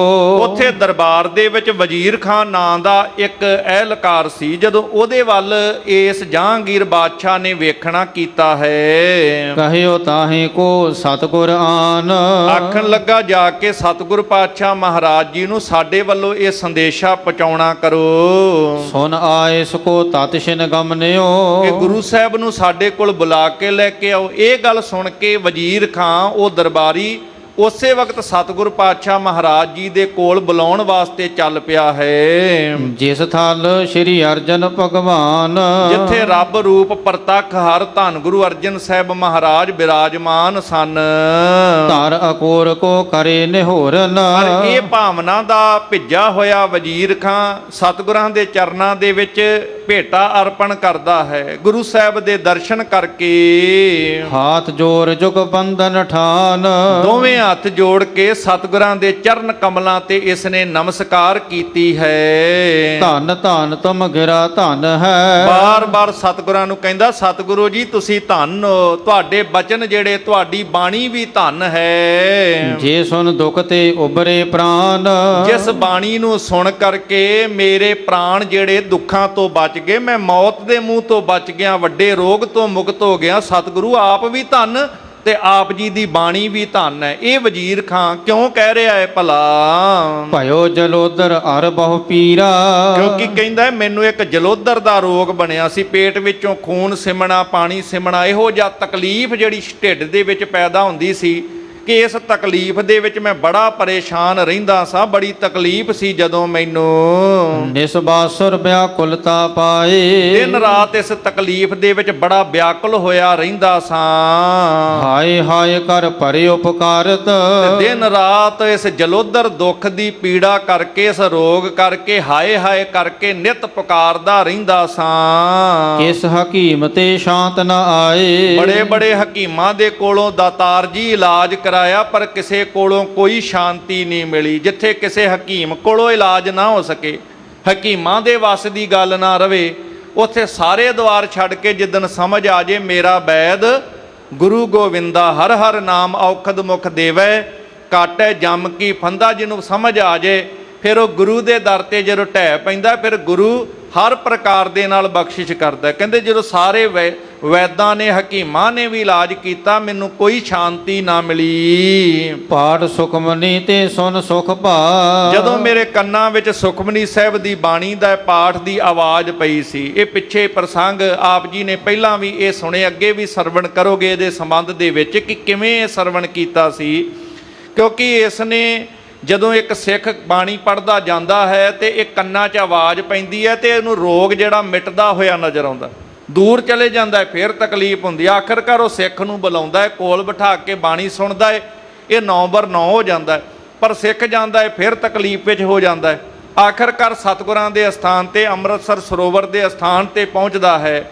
ਜਿੱਥੇ ਸਰੋਵਰ ਦੀ ਗਾਰ ਲੱਗਦੀ ਹੈ, ਉੱਥੇ ਸਤਿਗੁਰੂ ਪਾਤਸ਼ਾਹ ਦੀ ਬਾਣੀ ਤੇ ਗੁਰੂ ਦੀ ਰਹਿਮਤ ਦੇ ਸਦਕਾ ਇਹਦਾ ਰੋਗ ਸਦਾ ਵਾਸਤੇ ਦੂਰ ਹੋ ਜਾਂਦਾ ਹੈ। ਬੜੀ ਵੱਡੀ ਬਖਸ਼ਿਸ਼ ਸੀ ਸਤਿਗੁਰੂ ਪਾਤਸ਼ਾਹ ਦੀ। ਇਹ ਵਜ਼ੀਰ ਖਾਂ, ਇੱਕ ਤੇ ਪਾਪੀ ਵਜ਼ੀਰ ਖਾਂ ਸਰਹੰਦ ਵਾਲੇ ਦਾ ਸਾਰੇ ਲੋਕ ਨਾ ਜਾਣਦੇ, ਪਰ ਇਹ ਗੁਰੂ ਘਰ ਦਾ ਸ਼ਰਧਾਲੂ ਸੀ। ਪੰਜਵੇਂ ਪਾਤਸ਼ਾਹ ਦੇ ਵੇਲੇ ਇਹ ਵਜ਼ੀਰ ਖਾਨ ਹੋਇਆ। ਕਿ ਸਤਿਗੁਰੂ ਪਾਤਸ਼ਾਹ ਮਹਾਰਾਜ ਜਦੋਂ ਸੁਖਮਨੀ ਸਾਹਿਬ ਦੀ ਆਪ ਜੀ ਦੀ ਪਵਿੱਤਰ ਬਾਣੀ ਸਰਵਣ ਕੀਤੀ, ਵਿਆਦ ਗਈ ਤਤਕਾਲ ਨਸਾਏ। ਇਹ ਜਿਹੜਾ ਤਨ ਦਾ ਰੋਗ ਸੀ ਮੇਰਾ ਉਸੇ ਵਕਤ ਬਾਣੀ ਸੁਣ ਕੇ ਤਤਕਾਲ ਹੀ ਖਤਮ ਹੋ ਗਿਆ ਸੀ। ਚੰਦੂ ਚਾਰੀ ਕਰਤ ਆਪ ਕੀ। ਪਰ ਇਧਰ ਪਾਤਸ਼ਾਹ ਜੀ ਤੁਹਾਡੇ ਅੱਗੇ ਬੇਨਤੀ ਹੈ ਕਿ ਜਿਹੜਾ ਚੰਦੂ ਪਾਪੀ ਹੈ ਉਹ ਦਿਨ ਰਾਤ ਤੁਹਾਡੇ ਖਿਲਾਫ ਚੁਗਲੀਆਂ ਕਰੀ ਜਾ ਰਿਹਾ ਹੈ ਬਾਦਸ਼ਾਹ ਦੇ ਕੋਲ। ਬਹੁਤ ਦਿਨ ਬੀਤੇ ਕਰਤ ਉਪਾਏ। ਬੜੇ ਦਿਨਾਂ ਦਾ ਇਸ ਤਰੀਕੇ ਨਾਲ ਚੁਗਲੀ ਕਰ ਕਰਕੇ ਬਾਦਸ਼ਾਹ ਦੇ ਉਹ ਕੰਨ ਭਰਦਾ ਰਿਹਾ ਹੈ। ਬਾਰ ਬਾਰ ਸੁਨ ਸ਼ਾਹ ਵਿਚਲਗਾ। ਇਸ ਤਰ੍ਹਾਂ ਬਾਰ-ਬਾਰ ਚੁਗਲੀ ਦੀਆਂ ਗੱਲਾਂ ਸੁਣ ਕੇ ਬਾਦਸ਼ਾਹ ਦਾ ਮਨ ਵੀ ਜਿਹੜਾ ਵਿਚਲਿਤ ਹੋ ਗਿਆ, ਉਹਦੀ ਵੀ ਸੁਰਤ ਉਖੜ ਗਈ ਹੈ, ਉਹ ਵੀ ਪ੍ਰਭਾਵ ਵਿੱਚ ਆ ਗਿਆ ਹੈ। ਪੁਨ ਉਮਰਾਵ ਸਹਾਏ ਦੀਵਾਨ। ਫਿਰ ਉਸ ਦਰਬਾਰ ਦੇ ਵਿੱਚ ਕਈ ਅਮੀਰ ਵਜ਼ੀਰ ਵੀ ਜਿਹੜੇ ਨੇ, ਜਿਹੜੇ ਚੰਦੂ ਪਾਪੀ ਦਾ ਪੱਖ ਪੂਰਨ ਵਾਸਤੇ ਉਹਦਾ ਸਾਥ ਦਿੰਦੇ ਹਨ। ਚਾਹੇ ਕਹਾਵਤ ਭਰਮ ਉਪਾਵਤ। ਇਸ ਤਰ੍ਹਾਂ ਬਾਰ-ਬਾਰ ਕਹਿ ਕੇ ਉਹਨਾਂ ਸਾਰਿਆਂ ਨੇ ਬਾਦਸ਼ਾਹ ਦੇ ਮਨ ਵਿੱਚ ਤੁਹਾਡੇ ਪ੍ਰਤੀ ਭਰਮ ਪੈਦਾ ਕਰ ਦਿੱਤਾ ਹੈ। ਏਵ ਸੁਨਾਵਤ ਦੁਸ਼ਟ ਮਹਾਨ। ਇਸ ਤਰ੍ਹਾਂ ਇਹ ਵੱਡੇ ਪਾਪੀ ਚੰਦੂ ਆ ਜਿਹੜੇ ਨੇ ਉਹ ਸ਼ਾਹ ਪਾਸੋਂ ਤੁਹਾਡੇ ਨਾਲ ਵੈਰ ਕਮਾਉਣਾ ਚਾਹੁੰਦੇ ਹਨ। ਹਜ਼ਰਤ ਤਉ ਵਡਾਈ ਰਾਖਤ। ਭਾਵੇਂ ਬਾਦਸ਼ਾਹ ਸਲਾਮਤ ਗੁਰੂ ਨਾਨਕ ਦੇ ਘਰ ਦੀ ਵਡਿਆਈ ਜਾਣਦਾ ਹੈ। ਸ੍ਰੀ ਨਾਨਕ ਗਾਦੀ ਪਰ ਜਾਨ। ਇਹ ਆਪ ਜੀ ਨੂੰ ਗੁਰੂ ਨਾਨਕ ਦੀ ਗੱਦੀ ਪਰ ਜਾਣ ਕਰਕੇ, ਗੁਰੂ ਨਾਨਕ ਦੇ ਘਰ ਦੀ ਵਡਿਆਈ ਸਮਝ ਕਰਕੇ ਸਤਿਕਾਰ ਰੱਖਦਾ ਹੈ। ਕਰੇ ਹਕਾਰਨ ਦਰਸ਼ਨ ਕਾਰਨ। ਇਸ ਕਰਕੇ ਤੁਹਾਡੇ ਅੱਗੇ ਨਿਮਰਤਾ ਸਹਿਤ ਉਹਨੇ ਦਰਸ਼ਨ ਕਰਨ ਵਾਸਤੇ ਇਹ ਬੇਨਤੀ ਕੀਤੀ ਹੈ। ਉਹ ਦਰਸ਼ਨ ਕਰਨਾ ਚਾਹੁੰਦਾ ਹੈ ਹੁਣ ਆਪ ਜੀ ਦੇ। ਬਾਗ ਸੁਨਨ ਕੀ ਚਿਤ ਰੁਚ ਠਾਨ। ਤੇ ਬਾਦਸ਼ਾਹ ਜਹਾਂਗੀਰ ਦੇ ਮਨ ਵਿੱਚ ਵੀ ਹੈ ਕਿ ਮੈਂ ਗੁਰੂ ਨਾਨਕ ਦੇ ਘਰ ਦੇ ਬਚਨ ਸੁਣਾ। ਆਪ ਜੀ ਦੇ ਬਚਨ ਸੁਣਨ ਦੀ ਉਹਨੇ ਚਿੱਤ ਵਿੱਚ ਧਾਰਨਾ ਧਾਰੀ ਹੈ। ਇਸ ਕਰਕੇ ਆਪ ਜੀ ਕਿਰਪਾ ਕਰੋ। ਪਠਿਓ ਆਪ ਢਿਗ ਮੈਂ ਚਲ ਆਇਓ। ਆਪ ਜੀ ਦੇ ਦਰਸ਼ਨਾਂ ਦੀ ਉਹਦੇ ਮਨ ਵਿੱਚ ਚਾਹਨਾ ਹੈ, ਇਸ ਕਰਕੇ ਮੈਨੂੰ ਭੇਜਿਆ ਹੈ ਤੇ ਮੈਂ ਚੱਲ ਕੇ ਤੁਹਾਡੇ ਕੋਲ ਬੇਨਤੀ ਕਰਨ ਵਾਸਤੇ ਆਇਆ ਹਾਂ। ਦੇਹੋ ਦਰਸ਼ਨ ਕੋ ਬਿਰਦ ਕਿਰਪਾਲ। ਆਪ ਜੀ ਦਾ ਬਿਰਦ ਹੈ ਕਿਰਪਾ ਕਰਨਾ, ਰਹਿਮਤ ਕਰਨਾ ਤੇ ਦਰਸ਼ਨ ਦੇ ਕਰਕੇ ਤੁਸੀਂ ਕਿਰਤਾਰਥ ਕਰਨਾ ਕਰੋ। ਇਹ ਆਪ ਜੀ ਅੱਗੇ ਬੇਨਤੀ ਹੈ। ਮੈਂ ਬੇਨਤੀ ਕਰਨ ਵਾਸਤੇ ਤੁਹਾਡੇ ਕੋਲ ਪਹੁੰਚਿਆ। ਇਹ ਵਜ਼ੀਰ ਖਾਨ ਇਸ ਤਰ੍ਹਾਂ ਬੇਨਤੀਆਂ ਕਰਦਾ ਹੈ ਸਤਿਗੁਰੂ ਧੰਨ ਧੰਨ ਸ੍ਰੀ ਗੁਰੂ ਅਰਜਨ ਸਾਹਿਬ ਮਹਾਰਾਜ ਦੇ ਚਰਨਾਂ ਵਿੱਚ। ਸੁਨ ਸ੍ਰੀ ਅਰਜਨ ਬਾਕ ਬਖਾਨੇ। ਸਾਰੀ ਗੱਲ ਸੁਣ ਕੇ ਪੰਜਵੇਂ ਪਾਤਸ਼ਾਹ ਬਖਸ਼ਿਸ਼ ਭਰੇ ਬਚਨ ਕਰਦੇ ਹਨ। ਹਮ ਇਸ ਹਿਤ ਆਏ ਮਗ ਚਾਲ। ਕਹਿਣ ਲੱਗੇ ਭਾਈ ਸਾਰੀਆਂ ਗੱਲਾਂ ਦਾ ਸਾਨੂੰ ਪਤਾ ਹੈ, ਇਸੇ ਕਾਰਜ ਵਾਸਤੇ ਅਸੀਂ ਆਏ। ਗੁਰੂ ਸਾਹਿਬ ਤੋਂ ਤਾਂ ਕੁਝ ਲੁਕਿਆ ਨਹੀਂ ਕਿ ਬਾਦਸ਼ਾਹ ਦੇ ਮਨ ਵਿੱਚ ਕੀ ਚੱਲ ਰਿਹਾ ਹੈ। ਚੰਦੂ ਦੇ ਮਨ ਵਿੱਚ ਭਾਵੇਂ ਉਹ ਵਜ਼ੀਰ ਖਾਨ ਵਰਗਿਆਂ ਤੋਲਾ ਰੱਖ ਸਕਦਾ ਹੈ, ਇਹਨਾਂ ਦੇ ਮਨ ਵਿੱਚ ਸ਼ਰਧਾ ਹੈ। ਵਜ਼ੀਰ ਖਾਨ ਵਰਗੇ ਮੁਸਲਮਾਨ ਇਹ ਵੀ ਸ਼ਰਧਾਲੂ ਹੈ, ਪਰ ਬਾਦਸ਼ਾਹ ਕੀ ਸੋਚ ਰਿਹਾ ਹੈ, ਚੰਦੂ ਪਾਪੀ ਕੀ ਚਾਲ ਚੱਲ ਰਿਹਾ, ਗੁਰੂ ਸਾਹਿਬ ਤੋਂ ਲੁਕੀ ਨਹੀਂ। ਕਹਿੰਦੇ ਅਸੀਂ ਇਸੇ ਕਾਰਨ ਵਾਸਤੇ ਤੇ ਇਸ ਲਾਹੌਰ ਵਿੱਚ ਆਏ ਹਾਂ। ਕਰਤ ਪ੍ਰਤੀਖਨ ਸਮਾਂ ਸੋ ਪਹੁੰਚਿਓ। ਆਖਰਕਾਰ ਉਡੀਕ ਕਰਦਿਆਂ ਉਹ ਸਮਾਂ ਵੀ ਆ ਗਿਆ ਜਿਸ ਕਾਰਜ ਵਾਸਤੇ ਆਏ ਸਾਂ। ਇਮ ਕਹਿ ਭਏ ਤਿਆਰ ਤਿਸ ਨਾਲ। ਇਸ ਤਰ੍ਹਾਂ ਕਹਿ ਕੇ ਸਤਿਗੁਰੂ ਪਾਤਸ਼ਾਹ ਵਜ਼ੀਰ ਖਾਨ ਦੇ ਨਾਲ ਲਾਹੌਰ ਦਰਬਾਰ ਵਿੱਚ ਚੱਲਣ ਵਾਸਤੇ ਤਿਆਰ ਹੋ ਗਏ ਹਨ। ਚੜ ਖਾਸੇ ਪਰ ਗਮਨੇ ਸਤਿਗੁਰ। ਖਾਸੇ ਤੇ ਸਵਾਰ ਹੋ ਕੇ ਸਤਿਗੁਰੂ ਪਾਤਸ਼ਾਹ ਮਹਾਰਾਜ ਪਾਲਕੀ ਤੇ ਸਵਾਰ ਹੋ ਕੇ ਲਾਹੌਰ ਵਾਲੇ ਪਾਸੇ ਨੂੰ ਚੱਲ ਪੈਂਦੇ ਹਨ। ਪੰਜ ਸਿੱਖ ਲੈ ਸੰਗ ਵਿਸਾਲ। ਲਾਹੌਰ ਦੇ ਵਿੱਚ ਉਸ ਥਾਂ ਤੇ ਜਿੱਥੇ ਬਾਦਸ਼ਾਹ ਦਾ ਦਰਬਾਰ ਉਧਰ ਨੂੰ ਜਾ ਰਹੇ ਨੇ ਤੇ ਪੰਜ ਸਿੱਖ ਜਿਹੜੇ ਸਤਿਗੁਰੂ ਪਾਤਸ਼ਾਹ ਮਹਾਰਾਜ ਦੇ ਨਾਲ ਆਏ ਸੀ ਉਹ ਵੀ ਸਤਿਗੁਰੂ ਪਾਤਸ਼ਾਹ ਦੇ ਨਾਲ ਹਨ। ਕਰੇ ਹਜ਼ਾਰੋਂ ਬੰਧਨ ਮਗ ਮਹਿ। ਰਸਤੇ ਵਿੱਚ ਜਿਹੜਾ ਵੀ ਦਰਸ਼ਨ ਕਰਦਾ ਇਹ ਹਜ਼ਾਰਾਂ ਲੋਕ ਆ ਕੇ ਨਮਸਕਾਰਾਂ ਕਰਦੇ ਹਨ। ਖਰੇ ਹੋਏ ਪਿਖ ਹਿਤ ਸਨਮਾਨ। ਸਤਿਗੁਰੂ ਪਾਤਸ਼ਾਹ ਜੀ ਦੇ ਜਾਣ ਦੀ ਖਬਰ, ਸਤਿਗੁਰੂ ਪਾਤਸ਼ਾਹ ਦੇ ਖਾਸੇ ਦੀ ਜਾਣ ਦੀ ਖਬਰ ਸੁਣ ਕੇ ਹਰ ਕੋਈ ਖੜੇ ਹੋ ਕੇ ਸਤਿਗੁਰੂ ਪਾਤਸ਼ਾਹ ਦਾ ਸਨਮਾਨ ਕਰਦਾ। ਅੱਜ ਵੀ ਕਿਤੇ ਸ੍ਰੀ ਗੁਰੂ ਗ੍ਰੰਥ ਸਾਹਿਬ ਮਹਾਰਾਜ ਜੀ ਦੀ ਪਾਲਕੀ ਸ਼ਾਹੀ ਸਵਾਰਾ ਕਿਤੇ ਜਾਂਦਾ ਹੋਵੇ, ਸਿੱਖ ਨੂੰ ਪਤਾ ਲੱਗ ਜਾਏ, ਸਿੱਖ ਉੱਥੇ ਖਲੋ ਕਰਕੇ ਰਸਤੇ ਵਿੱਚ ਗੁਰੂ ਚਰਨਾਂ ਵਿੱਚ ਨਮਸਕਾਰਾਂ ਕਰਦਾ ਹੈ। ਜਿਨ੍ਹਾਂ ਨੂੰ ਪਤਾ ਸੀ ਗੁਰੂ ਘਰ ਦੀ ਵਡਿਆਈ, ਉਹ ਖੜੇ ਹੋ ਕੇ ਸਨਮਾਨ ਕਰਦੇ ਹਨ। ਧੰਨ ਧੰਨ ਗੁਰ ਸੁਜਸ ਉਚਾਰਹਿ। ਹਰ ਕੋਈ ਧੰਨ ਧੰਨ ਸਤਿਗੁਰੂ, ਧੰਨ ਗੁਰੂ ਅਰਜਨ ਦੇਵ ਜੀ ਮਹਾਰਾਜ। ਇਸ ਤਰ੍ਹਾਂ ਗੁਰੂ ਕੀਆਂ ਸਿਫਤਾਂ ਰਸਤੇ ਵਿੱਚ ਸਾਰੀਆਂ ਸੰਗਤਾਂ ਕਰਦੀਆਂ ਹਨ। ਸੁਨਤ ਚਲਤ ਜਿਸ ਕੋ ਨਿਜ ਕਾਨ। ਇਸ ਤਰ੍ਹਾਂ ਸਤਿਗੁਰੂ ਪਾਤਸ਼ਾਹ ਉਹ ਸਿੱਖਾਂ ਦੇ ਕੋਲੋਂ ਵਡਿਆਈ ਸੁਣਦੇ ਹਨ। ਇਸ ਤਰ੍ਹਾਂ ਕੰਨਾਂ ਨਾਲ ਸੁਣਦੇ ਹਨ, ਪਰ ਸਤਿਗੁਰੂ ਪਾਤਸ਼ਾਹ ਲਾਹੌਰ ਦਰਬਾਰ ਵਾਲੇ ਪਾਸੇ ਨੂੰ ਅੱਗੇ ਵੱਧਦੇ ਜਾ ਰਹੇ ਹਨ।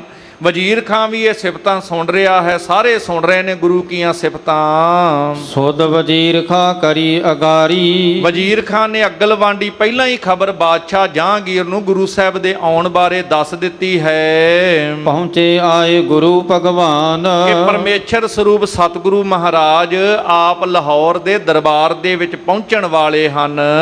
ਉਚਾਸਨ ਕਹਿ ਕੈ ਡਸਵਾਇਓ। ਸਤਿਗੁਰਾਂ ਦੇ ਆਉਣ ਤੋਂ ਪਹਿਲਾਂ ਬਾਦਸ਼ਾਹ ਜਹਾਂਗੀਰ ਵੱਲੋਂ ਗੁਰੂ ਨਾਨਕ ਦੇ ਘਰ ਦਾ ਸਤਿਕਾਰ ਕਰਦਿਆਂ ਇੱਕ ਉੱਚਾ ਆਸਣ ਸਤਿਗੁਰੂ ਪਾਤਸ਼ਾਹ ਦੇ ਬਿਰਾਜਣ ਵਾਸਤੇ ਉੱਥੇ ਡਾਹਿਆ ਗਿਆ ਹੈ। ਚੰਦੂ ਦੁਖਿਓ ਦੇਖ ਸਨਮਾਨ। ਹੁਣ ਚੰਦੂ ਅੰਦਰ ਹੀ ਅੰਦਰ ਦੁਖੀ ਬੜਾ ਹੁੰਦਾ ਹੈ ਗੁਰੂ ਸਾਹਿਬ ਦਾ ਸਤਿਕਾਰ ਵੇਖ ਕੇ, ਪਰ ਉਹਦਾ ਵਸ ਨਹੀਂ ਸੀ ਅਜੇ ਚੱਲ ਰਿਹਾ। ਇਤਨੇ ਮੈਂ ਗੁਰ ਦਰਸ਼ਨ ਦੀਨਸ। ਇੰਨੇ ਚਿਰ ਦੇ ਵਿੱਚ ਦੋਨਾਂ ਜਹਾਨਾਂ ਦੇ ਵਾਲੀ ਪ੍ਰਤੱਖ ਹਰ ਧੰਨ ਗੁਰੂ ਅਰਜਨ ਸਾਹਿਬ ਪਾਤਸ਼ਾਹ ਪਹੁੰਚਦੇ ਨੇ, ਜਿਨੇ ਜਿਨੇ ਸਤਿਗੁਰਾਂ ਦੇ ਦਰਸ਼ਨ ਕੀਤੇ ਹਨ। ਸਾਦਰ ਕਹਿ ਕਰ ਤਹਾਂ ਬਿਠਾਏ। ਜਿੱਥੇ ਸਤਿਗੁਰੂ ਪਾਤਸ਼ਾਹ ਦਾ ਸਾਰੇ ਸਨਮਾਨ ਕਰਦੇ ਨੇ ਤੇ ਸਤਿਕਾਰ ਸਹਿਤ ਸਤਿਗੁਰੂ ਪਾਤਸ਼ਾਹ ਨੂੰ ਉੱਚੇ ਆਸਨਾਂ ਤੇ ਬਿਠਾਇਆ ਜਾਂਦਾ ਹੈ। ਸ਼ਾਹ ਨਮਿਓ ਗੁਰ ਕੁਸ਼ਲ ਪ੍ਰਸ਼ਨ ਕਰ। ਬਾਦਸ਼ਾਹ ਜਹਾਂਗੀਰ ਵੀ ਸਤਿਗੁਰੂ ਪਾਤਸ਼ਾਹ ਜੀ ਦੇ ਅੱਗੇ ਨਮਸਕਾਰ ਕਰਦਾ ਹੈ। ਸਤਿਗੁਰੂ ਪਾਤਸ਼ਾਹ ਜੀ ਨੂੰ ਕੁਸ਼ਲ ਪ੍ਰਸ਼ਨ ਪੁੱਛਦਾ ਹੈ, ਕਿਉਂਕਿ ਰਾਜਨੀਤਿਕ ਲੋਕ ਕਈ ਵਾਰ ਦਿਖਾਵੇ ਦੇ ਵਿੱਚ ਝੁਕਦੇ ਨੇ, ਪਰ ਮਨ ਕਰਕੇ ਕਈ ਨਹੀਂ ਝੁਕਦੇ। ਦਿਖਾਵਾ ਇਸ ਤਰ੍ਹਾਂ ਕਰਦੇ ਨੇ, ਸਾਡਾ ਵੈਰ ਨਹੀਂ, ਇਹ ਤੇ ਫਲਾਣੇ ਨੇ ਕੀਤਾ ਹੈ, ਫਲਾਣੇ ਨੇ ਕੀਤਾ ਹੈ, ਪਰ ਅਸਲ ਦੇ ਵਿੱਚ ਜਿੰਨੇ ਸਾਰੀਆਂ ਸਾਜ਼ਿਸ਼ਾਂ ਘੜੀਆਂ ਹੋਣ, ਜਿਹਦੇ ਹੁਕਮ ਨਾਲ ਹੋਇਆ ਹੋਵੇ, ਉਹ ਅਸਲ ਦੇ ਵਿੱਚ ਬਰੀ ਨਹੀਂ ਹੋਇਆ ਕਰਦਾ। ਇਸ ਤਰੀਕੇ ਦੇ ਨਾਲ ਬਾਦਸ਼ਾਹ ਆਪਣੇ ਆਪ ਨੂੰ ਨਿਵੇਕਲਾ ਨਿਰਲੇਪ ਰੱਖਣਾ ਚਾਹੁੰਦਾ ਸੀ। ਗੁਰੂ ਸਾਹਿਬ ਦਾ ਸਤਿਕਾਰ ਕਰਕੇ ਹਾਲ ਚਾਲ ਸਤਿਗੁਰਾਂ ਦਾ ਪੁੱਛ ਕੇ ਫਿਰ ਗੱਲਬਾਤ ਕਰਦਾ ਹੈ। ਹੀਰ ਹੀਰ ਸਭ ਸੀਸ ਨਿਵਾਏ। ਜਦੋਂ ਬਾਦਸ਼ਾਹ ਨੇ ਸੀਸ ਝੁਕਾ ਦਿੱਤਾ ਤੇ ਫਿਰ ਸਾਰੇ ਹੀ ਸਤਿਗੁਰੂ ਪਾਤਸ਼ਾਹ ਦੇ ਦਰਸ਼ਨ ਕਰਦੇ ਆ, ਤੇ ਜਿਹੜਾ ਦਰਸ਼ਨ ਕਰਦਾ ਸਿਰ ਉਹਦਾ ਆਪਣੇ ਆਪ ਹੀ ਗੁਰੂ ਕੇ ਚਰਨਾਂ 'ਚ ਝੁਕ ਜਾਂਦਾ। ਹਰ ਕੋਈ ਸੀਸ ਝੁਕਾ ਕੇ ਸਤਿਗੁਰਾਂ ਨੂੰ ਨਮਸਕਾਰ ਕਰਦਾ ਹੈ। ਪੁਨ ਹਜ਼ਰਤ ਨੇ ਪੂਜਨ ਕੀਨ। ਇਸ ਤਰ੍ਹਾਂ ਫਿਰ ਸਤਿਗੁਰੂ ਪਾਤਸ਼ਾਹ ਤੋਂ ਬਾਦਸ਼ਾਹ ਜਹਾਂਗੀਰ ਸਵਾਲ ਜਵਾਬ ਕਰਦਿਆਂ ਇਸ ਤਰ੍ਹਾਂ ਪੁੱਛਦਾ ਹੈ। ਹਿੰਦੂ ਤੁਰਕ ਕੇ ਬਾਦ ਵਧਾਏ। ਕਿ ਸਤਿਗੁਰੂ ਜੀ, ਜਿਹੜੇ ਹਿੰਦੂ ਤੇ ਮੁਸਲਮਾਨ ਆਪਸ ਦੇ ਵਿੱਚ ਨਿਤ ਲੜਦੇ ਨੇ, ਝਗੜਾ ਕਰਦੇ ਨੇ, ਇਹਦਾ ਕਾਰਨ ਕੀ ਹੈ? ਨਿਜ ਨਿਜ ਕੋ ਮਾਨੈ ਹਮ ਦੀਰਗ। ਹਰ ਕੋਈ ਆਪਣੇ ਆਪ ਨੂੰ ਵੱਡਾ ਕਹਿੰਦਾ ਹੈ। ਆਪਸ ਕੋ ਦੀਰਘ ਕਰ ਜਾਣੇ ਔਰਨ ਕੋ ਲਗ ਮਾਤ ਵਾਲੀ ਕਲਾ ਹੈ। ਆਪਣੇ ਆਪ ਨੂੰ ਵੱਡਾ ਤੇ ਦੂਜਿਆਂ ਨੂੰ ਲਗ ਮਾਤ, ਭਾਵ ਕੇਵਲ ਮਾਤਰਾਵਾਂ ਹੀ ਜਾਣਦੇ ਨੇ, ਛੋਟੀਆਂ ਮਾਤਰਾਵਾਂ ਦੇ ਰੂਪ ਦੇ ਵਿੱਚ, ਕਿ ਆਪ ਆਪਣੇ ਧਰਮ ਦੀ ਹਰ ਕੋਈ ਸ਼ਲਾਘਾ ਕਰਦਾ ਹੈ, ਮੇਰਾ ਧਰਮ ਵੱਡਾ ਹੈ, ਤੇ ਦੂਸਰੇ ਦੇ ਧਰਮ ਨੂੰ ਹਮੇਸ਼ਾ ਨਿੰਦਦੇ ਹਨ। ਇਸ ਤਰ੍ਹਾਂ ਦੁਨੀਆ ਵਿੱਚ ਸਾਰੇ ਪਾਸੇ ਹਿੰਦੂ ਮੁਸਲਮਾਨ ਇੱਕ ਦੂਜੇ ਦੇ ਪ੍ਰਤੀ ਕਰ ਰਹੇ ਹਨ। ਕਹੈ ਭਿਸਤਕ ਇੱਕ ਦੋ ਜਗ ਜਾਏ। ਇੱਕ ਕਹਿੰਦਾ ਹੈ ਕਿ ਜਿਹੜਾ ਮੇਰੇ ਧਰਮ ਨੂੰ ਮੰਨਦਾ ਹੈ ਉਹੀ ਸਵਰਗਾਂ ਨੂੰ, ਹਿੰਦੂ ਵੀਰ ਸਵਰਗ ਸ਼ਬਦ ਵਰਤਦੇ ਨੇ, ਮੁਸਲਮਾਨ ਭਿਸ਼ਟ ਬਹਿਸ਼ਟ ਕਹਿ ਦਿੰਦੇ ਨੇ, ਤੇ ਜਿਹੜਾ ਨਹੀਂ ਮੰਨਦਾ ਉਹ ਦੋਜਕ ਭਾਵ ਨਰਕਾਂ ਵਿੱਚ ਜਾਏਗਾ। ਦੂਜੇ ਨੂੰ ਨਰਕਾਂ ਵਾਲੇ ਪਾਸੇ ਦੱਸਦੇ ਨੇ ਤੇ ਆਪਣੇ ਨੂੰ ਹਰ ਧਰਮ ਵਾਲਾ ਕਹਿੰਦਾ ਅਸੀਂ ਸਵਰਗਾਂ ਵਿੱਚ ਜਾਵਾਂਗੇ। ਦੋਨੋਂ ਮੈਂ ਕੋ ਸਾਹਿਬ ਜਾਣ ਹੈ। ਇਹਨਾਂ ਦੋਵਾਂ ਵਿੱਚੋਂ ਤੁਸੀਂ ਦੱਸਣਾ ਕਰੋ ਕਿ ਪਰਮੇਸ਼ਰ ਨੂੰ ਕੌਣ ਜਾਣਦਾ ਹੈ? ਮਾਲਕ ਪਰਮੇਸ਼ਰ ਨੂੰ ਜਾਣਨ ਵਾਲਾ ਕਿਹੜਾ ਮਾਰਗ ਹੈ, ਕਿਹੜਾ ਪੰਥ ਹੈ? ਕਿਸ ਪਰ ਕਰੁਣਾ ਕਰੈ ਖੁਦਾਏ। ਰੱਬ ਦੀ ਮਿਹਰ ਹਿੰਦੂ ਤੇ ਹੋਵੇਗੀ ਕਿ ਮੁਸਲਮਾਨ ਤੇ, ਭਾਵ ਕਿਹਦੇ ਤੇ ਰੱਬ ਦੀ ਕਿਰਪਾ ਹੋਵੇਗੀ? ਕੌਣ ਸਾਚ ਕਹੈ ਕੂਰ ਕਹੈ ਕੋ। ਕਿਹੜਾ ਸੱਚ ਕਹਿੰਦਾ ਹੈ, ਕਿਹੜਾ ਝੂਠ ਬੋਲਦਾ ਹੈ? ਇਹ ਸੰਸੈ ਮੇਰੇ ਮਨ ਆਏ। ਜਹਾਂਗੀਰ ਪੁੱਛਦਾ ਹੈ ਸਤਿਗੁਰਾਂ ਨੂੰ ਕਿ ਇਦਾਂ ਦੇ ਮੇਰੇ ਮਨ ਵਿੱਚ ਸਵਾਲ ਸ਼ੰਕੇ ਪੈਦਾ ਹੋ ਰਹੇ ਹਨ। ਪੁੱਤਰ ਦੇਹੋ ਪੀਰ ਤੁਮ ਦੀਰਗ। ਤੁਸੀਂ ਵੱਡੇ ਪੀਰ ਹੋ, ਸਰਬ ਕਲਾ ਸਮਰੱਥ ਹੋ, ਇਸ ਕਰਕੇ ਮੇਰੇ ਸ਼ੰਕੇ ਜਿਹੜੇ ਨੇ ਉੱਤਰ ਦੇ ਕੇ ਦੱਸਣਾ ਕਰੋ। ਜਿਸ ਤੇ ਮਮ ਖਾਤਰ ਹੋਏ ਜਾਏ। ਜਿਸ ਦੇ ਕਰਕੇ ਮਮ ਖਾਤਰ ਮੇਰੇ ਮਨ ਦੀ ਤਸੱਲੀ ਹੋ ਜਾਵੇ। ਇਹ ਇਦਾਂ ਦਾ ਤੁਸੀਂ ਸਮਝਾ ਕਰਕੇ ਦੱਸਣਾ ਕਰੋ। ਕਰੋ। ਸੁਨ ਹਜ਼ਰਤ ਤੇ ਸਤਿਗੁਰ ਅਰਜਨ, ਇਸ ਤਰ੍ਹਾਂ ਜਹਾਂਗੀਰ ਦੇ ਕੋਲੋਂ ਉਹਦੇ ਮਨ ਦੀ ਭਾਵਨਾ ਜਾਣ ਕੇ ਸਤਿਗੁਰੂ ਧੰਨ ਗੁਰੂ ਅਰਜਨ ਸਾਹਿਬ ਪਾਤਸ਼ਾਹ ਬੜੇ ਸੁੰਦਰ ਢੰਗ ਨਾਲ ਸਮਝਾਉਂਦੇ ਹਨ। ਜਵਾਬ ਕੋ ਸ਼ਬਦ ਸੁਨਾਏ। ਉਹਦੇ ਮਨ ਦੀ ਤਸੱਲੀ ਕਰਾਉਣ ਵਾਸਤੇ ਇਸ ਤਰ੍ਹਾਂ ਮੁੱਖ ਵਾਕ ਤੋਂ ਜਿਹੜਾ ਸ਼ਬਦ ਸੀ ਸੁਣਾ ਕਰਕੇ ਗੁਰੂ ਗ੍ਰੰਥ ਸਾਹਿਬ ਦੇ ਵਿੱਚੋਂ ਉਹਨੂੰ ਸਮਝਾਉਂਦੇ ਹਨ। ਸ੍ਰੀ ਮੁਖ ਵਾਕ ਸਤਿਗੁਰੂ ਪਾਤਸ਼ਾਹ ਦੇ ਮੁਖ ਤੋਂ ਉਚਾਰਿਆ ਬਚਨ ਜੋ ਸ੍ਰੀ ਗੁਰੂ ਗ੍ਰੰਥ ਸਾਹਿਬ ਜੀ ਦੇ ਅੰਦਰ ਦਰਜ ਹੈ। ਰਾਮ ਕਲੀ ਮਹੱਲਾ ਪੰਜਵਾ। ਰਾਗ ਰਾਮ ਕਲੀ ਹੈ ਤੇ ਪੰਜਵੇਂ ਪਾਤਸ਼ਾਹ ਦੇ ਮੁਖ ਤੋਂ ਉਚਾਰਨ ਕੀਤਾ ਪਵਿੱਤਰ ਮੁਖ ਵਾਕ ਹੈ ਸਤਿਗੁਰਾਂ ਦਾ। ਕੋਈ ਬੋਲੇ ਰਾਮ ਰਾਮ ਕੋਈ ਖੁਦਾਏ। ਕਿ ਕੋਈ ਤੇ ਸੰਸਾਰ ਦੇ ਵਿੱਚ ਪਰਮਾਤਮਾ ਨੂੰ ਰਾਮ ਰਾਮ ਕਹਿ ਕੇ ਸੰਬੋਧਨ ਕਰਕੇ ਯਾਦ ਕਰਦਾ ਹੈ, ਕੋਈ ਉਹਨੂੰ ਖੁਦਾ ਖੁਦਾ ਕਹਿ ਕੇ ਪਰਮੇਸ਼ਰ ਨੂੰ ਯਾਦ ਕਰਦਾ ਹੈ। ਕੋਈ ਸੇਵੈ ਗੁਸਾਈਆ ਕੋਈ ਅੱਲਾਹੇ। ਕੋਈ ਇਸ ਤਰ੍ਹਾਂ ਕਹਿੰਦਾ ਹੈ ਕਿ ਉਹ ਗੁਸਾਈ ਹੈ, ਕੋਈ ਉਹਨੂੰ ਅੱਲਾ ਅੱਲਾ ਕਰਕੇ ਯਾਦ ਕਰਦਾ ਹੈ। ਇਸ ਤਰ੍ਹਾਂ ਵੱਖਰੇ ਵੱਖਰੇ ਨਾਮ ਨੇ, ਜਿਵੇਂ ਪਾਣੀ ਨੂੰ ਕੋਈ ਵਾਟਰ ਕਹੇ, ਜਲ ਕਹੇ, ਤੋਏ ਕਹੇ, ਸਲਲ ਕਹੇ। ਤੇ ਸਾਇੰਟਿਸਟ ਨੇ ਚੈੱਕ ਕਰ ਦੇਣਾ, ਜਲ ਵੀ ਲੈ ਆਓ, ਤੋਏ ਵੀ ਲੈ ਆਓ, ਸਲਲ ਵੀ ਲੈ ਆਓ, ਆਬ ਵੀ ਲੈ ਆਓ, ਹਰ ਇੱਕ ਦੇ ਵਿੱਚ H2O ਹੀ ਨਿਕਲੇਗਾ, ਭਾਵ ਹਰ ਇੱਕ ਵਿੱਚ ਹਾਈਡਰੋਜਨ ਆਕਸੀਜਨ ਨਿਕਲੇਗੀ।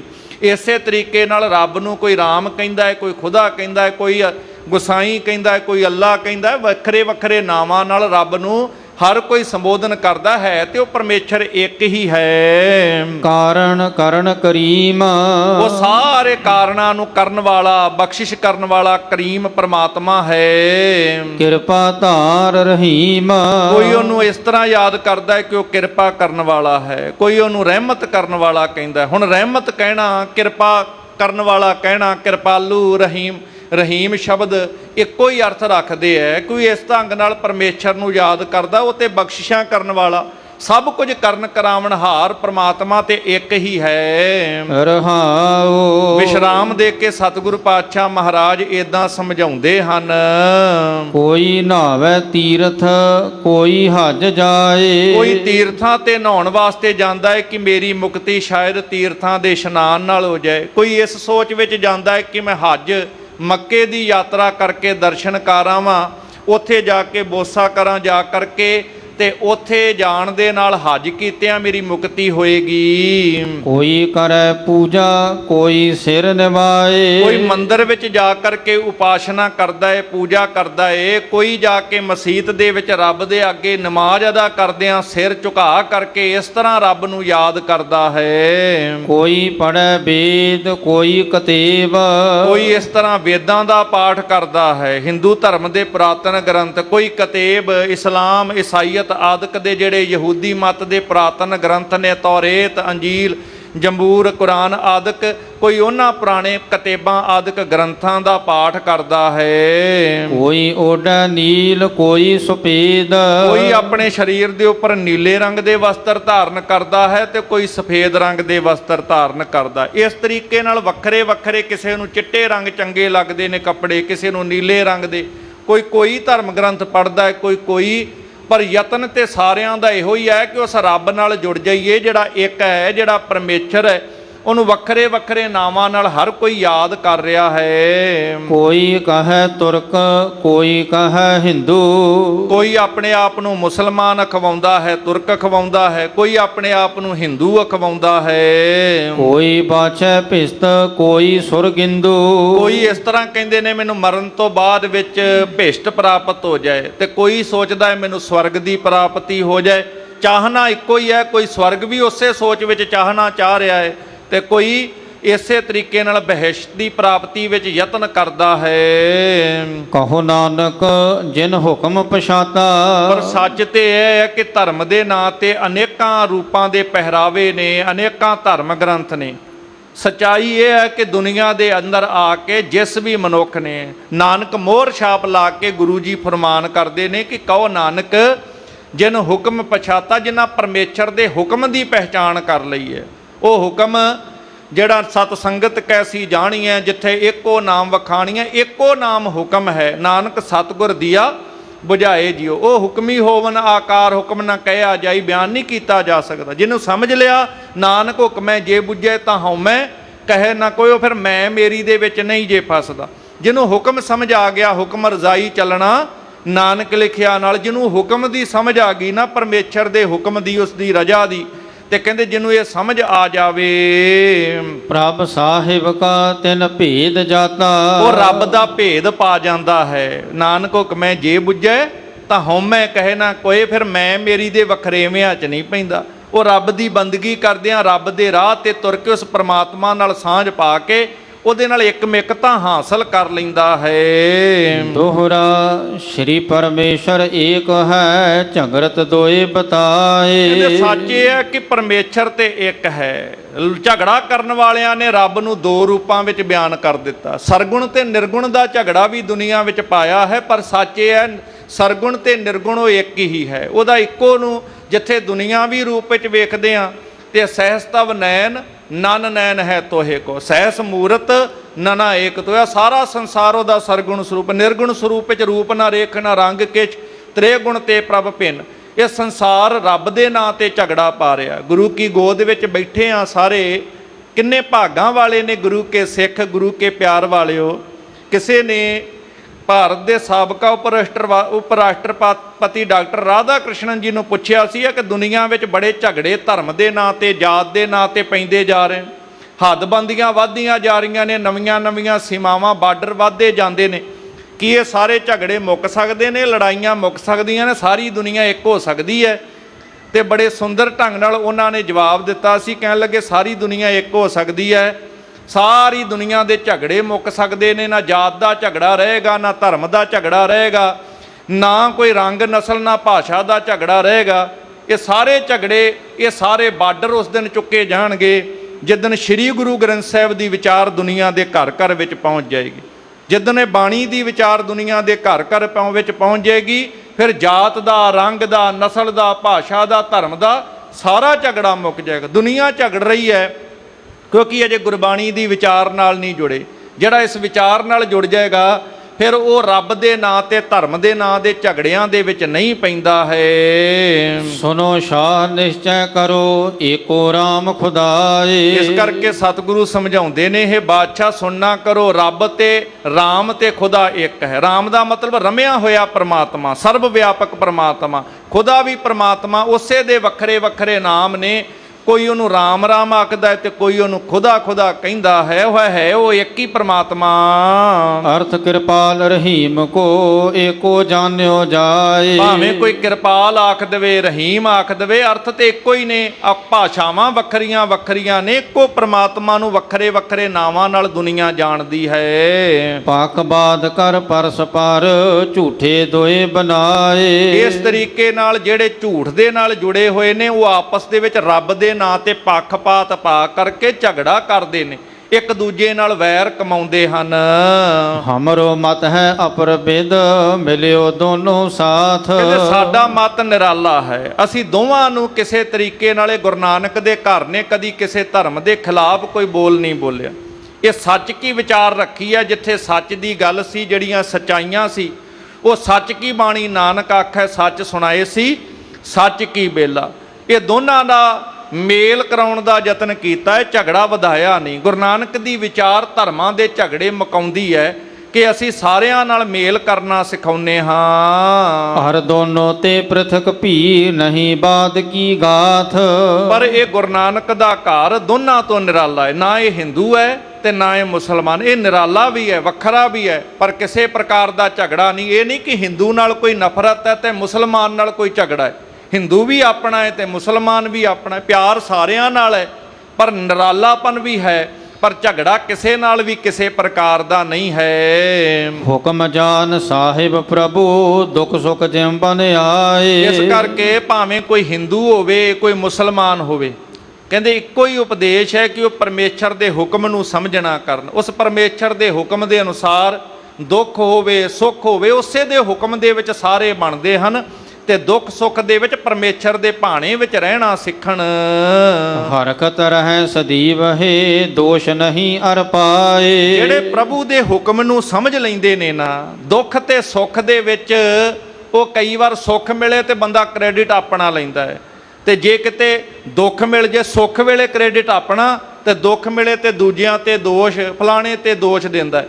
ਪਰ ਕਹਿੰਦੇ ਜਿਹੜੇ ਪਰਮੇਸ਼ਰ ਦੇ ਭਾਣੇ ਵਿੱਚ ਰਹਿਣਾ ਸਿੱਖ ਜਾਂਦੇ ਨੇ, ਹੁਕਮ ਨੂੰ ਬੁੱਝ ਲੈਂਦੇ ਨੇ ਨਾ, ਕਹਿੰਦੇ ਫਿਰ ਸੁੱਖ ਦੁੱਖ ਵਿੱਚ ਜਿੱਥੇ ਖੁਸ਼ ਰਹਿੰਦੇ ਨੇ, ਉਹ ਕਿਸੇ ਵੀ ਚੀਜ਼ ਦਾ ਦੋਸ਼ ਦੂਸਰੇ ਦੇ ਸਿਰ ਨਹੀਂ ਮੜ੍ਹਦੇ ਹਨ। ਪਰਮੇਸ਼ਰ ਨੂੰ ਕਿਸੇ ਪ੍ਰਕਾਰ ਦਾ ਦੋਸ਼ ਨਹੀਂ ਦਿੰਦੇ।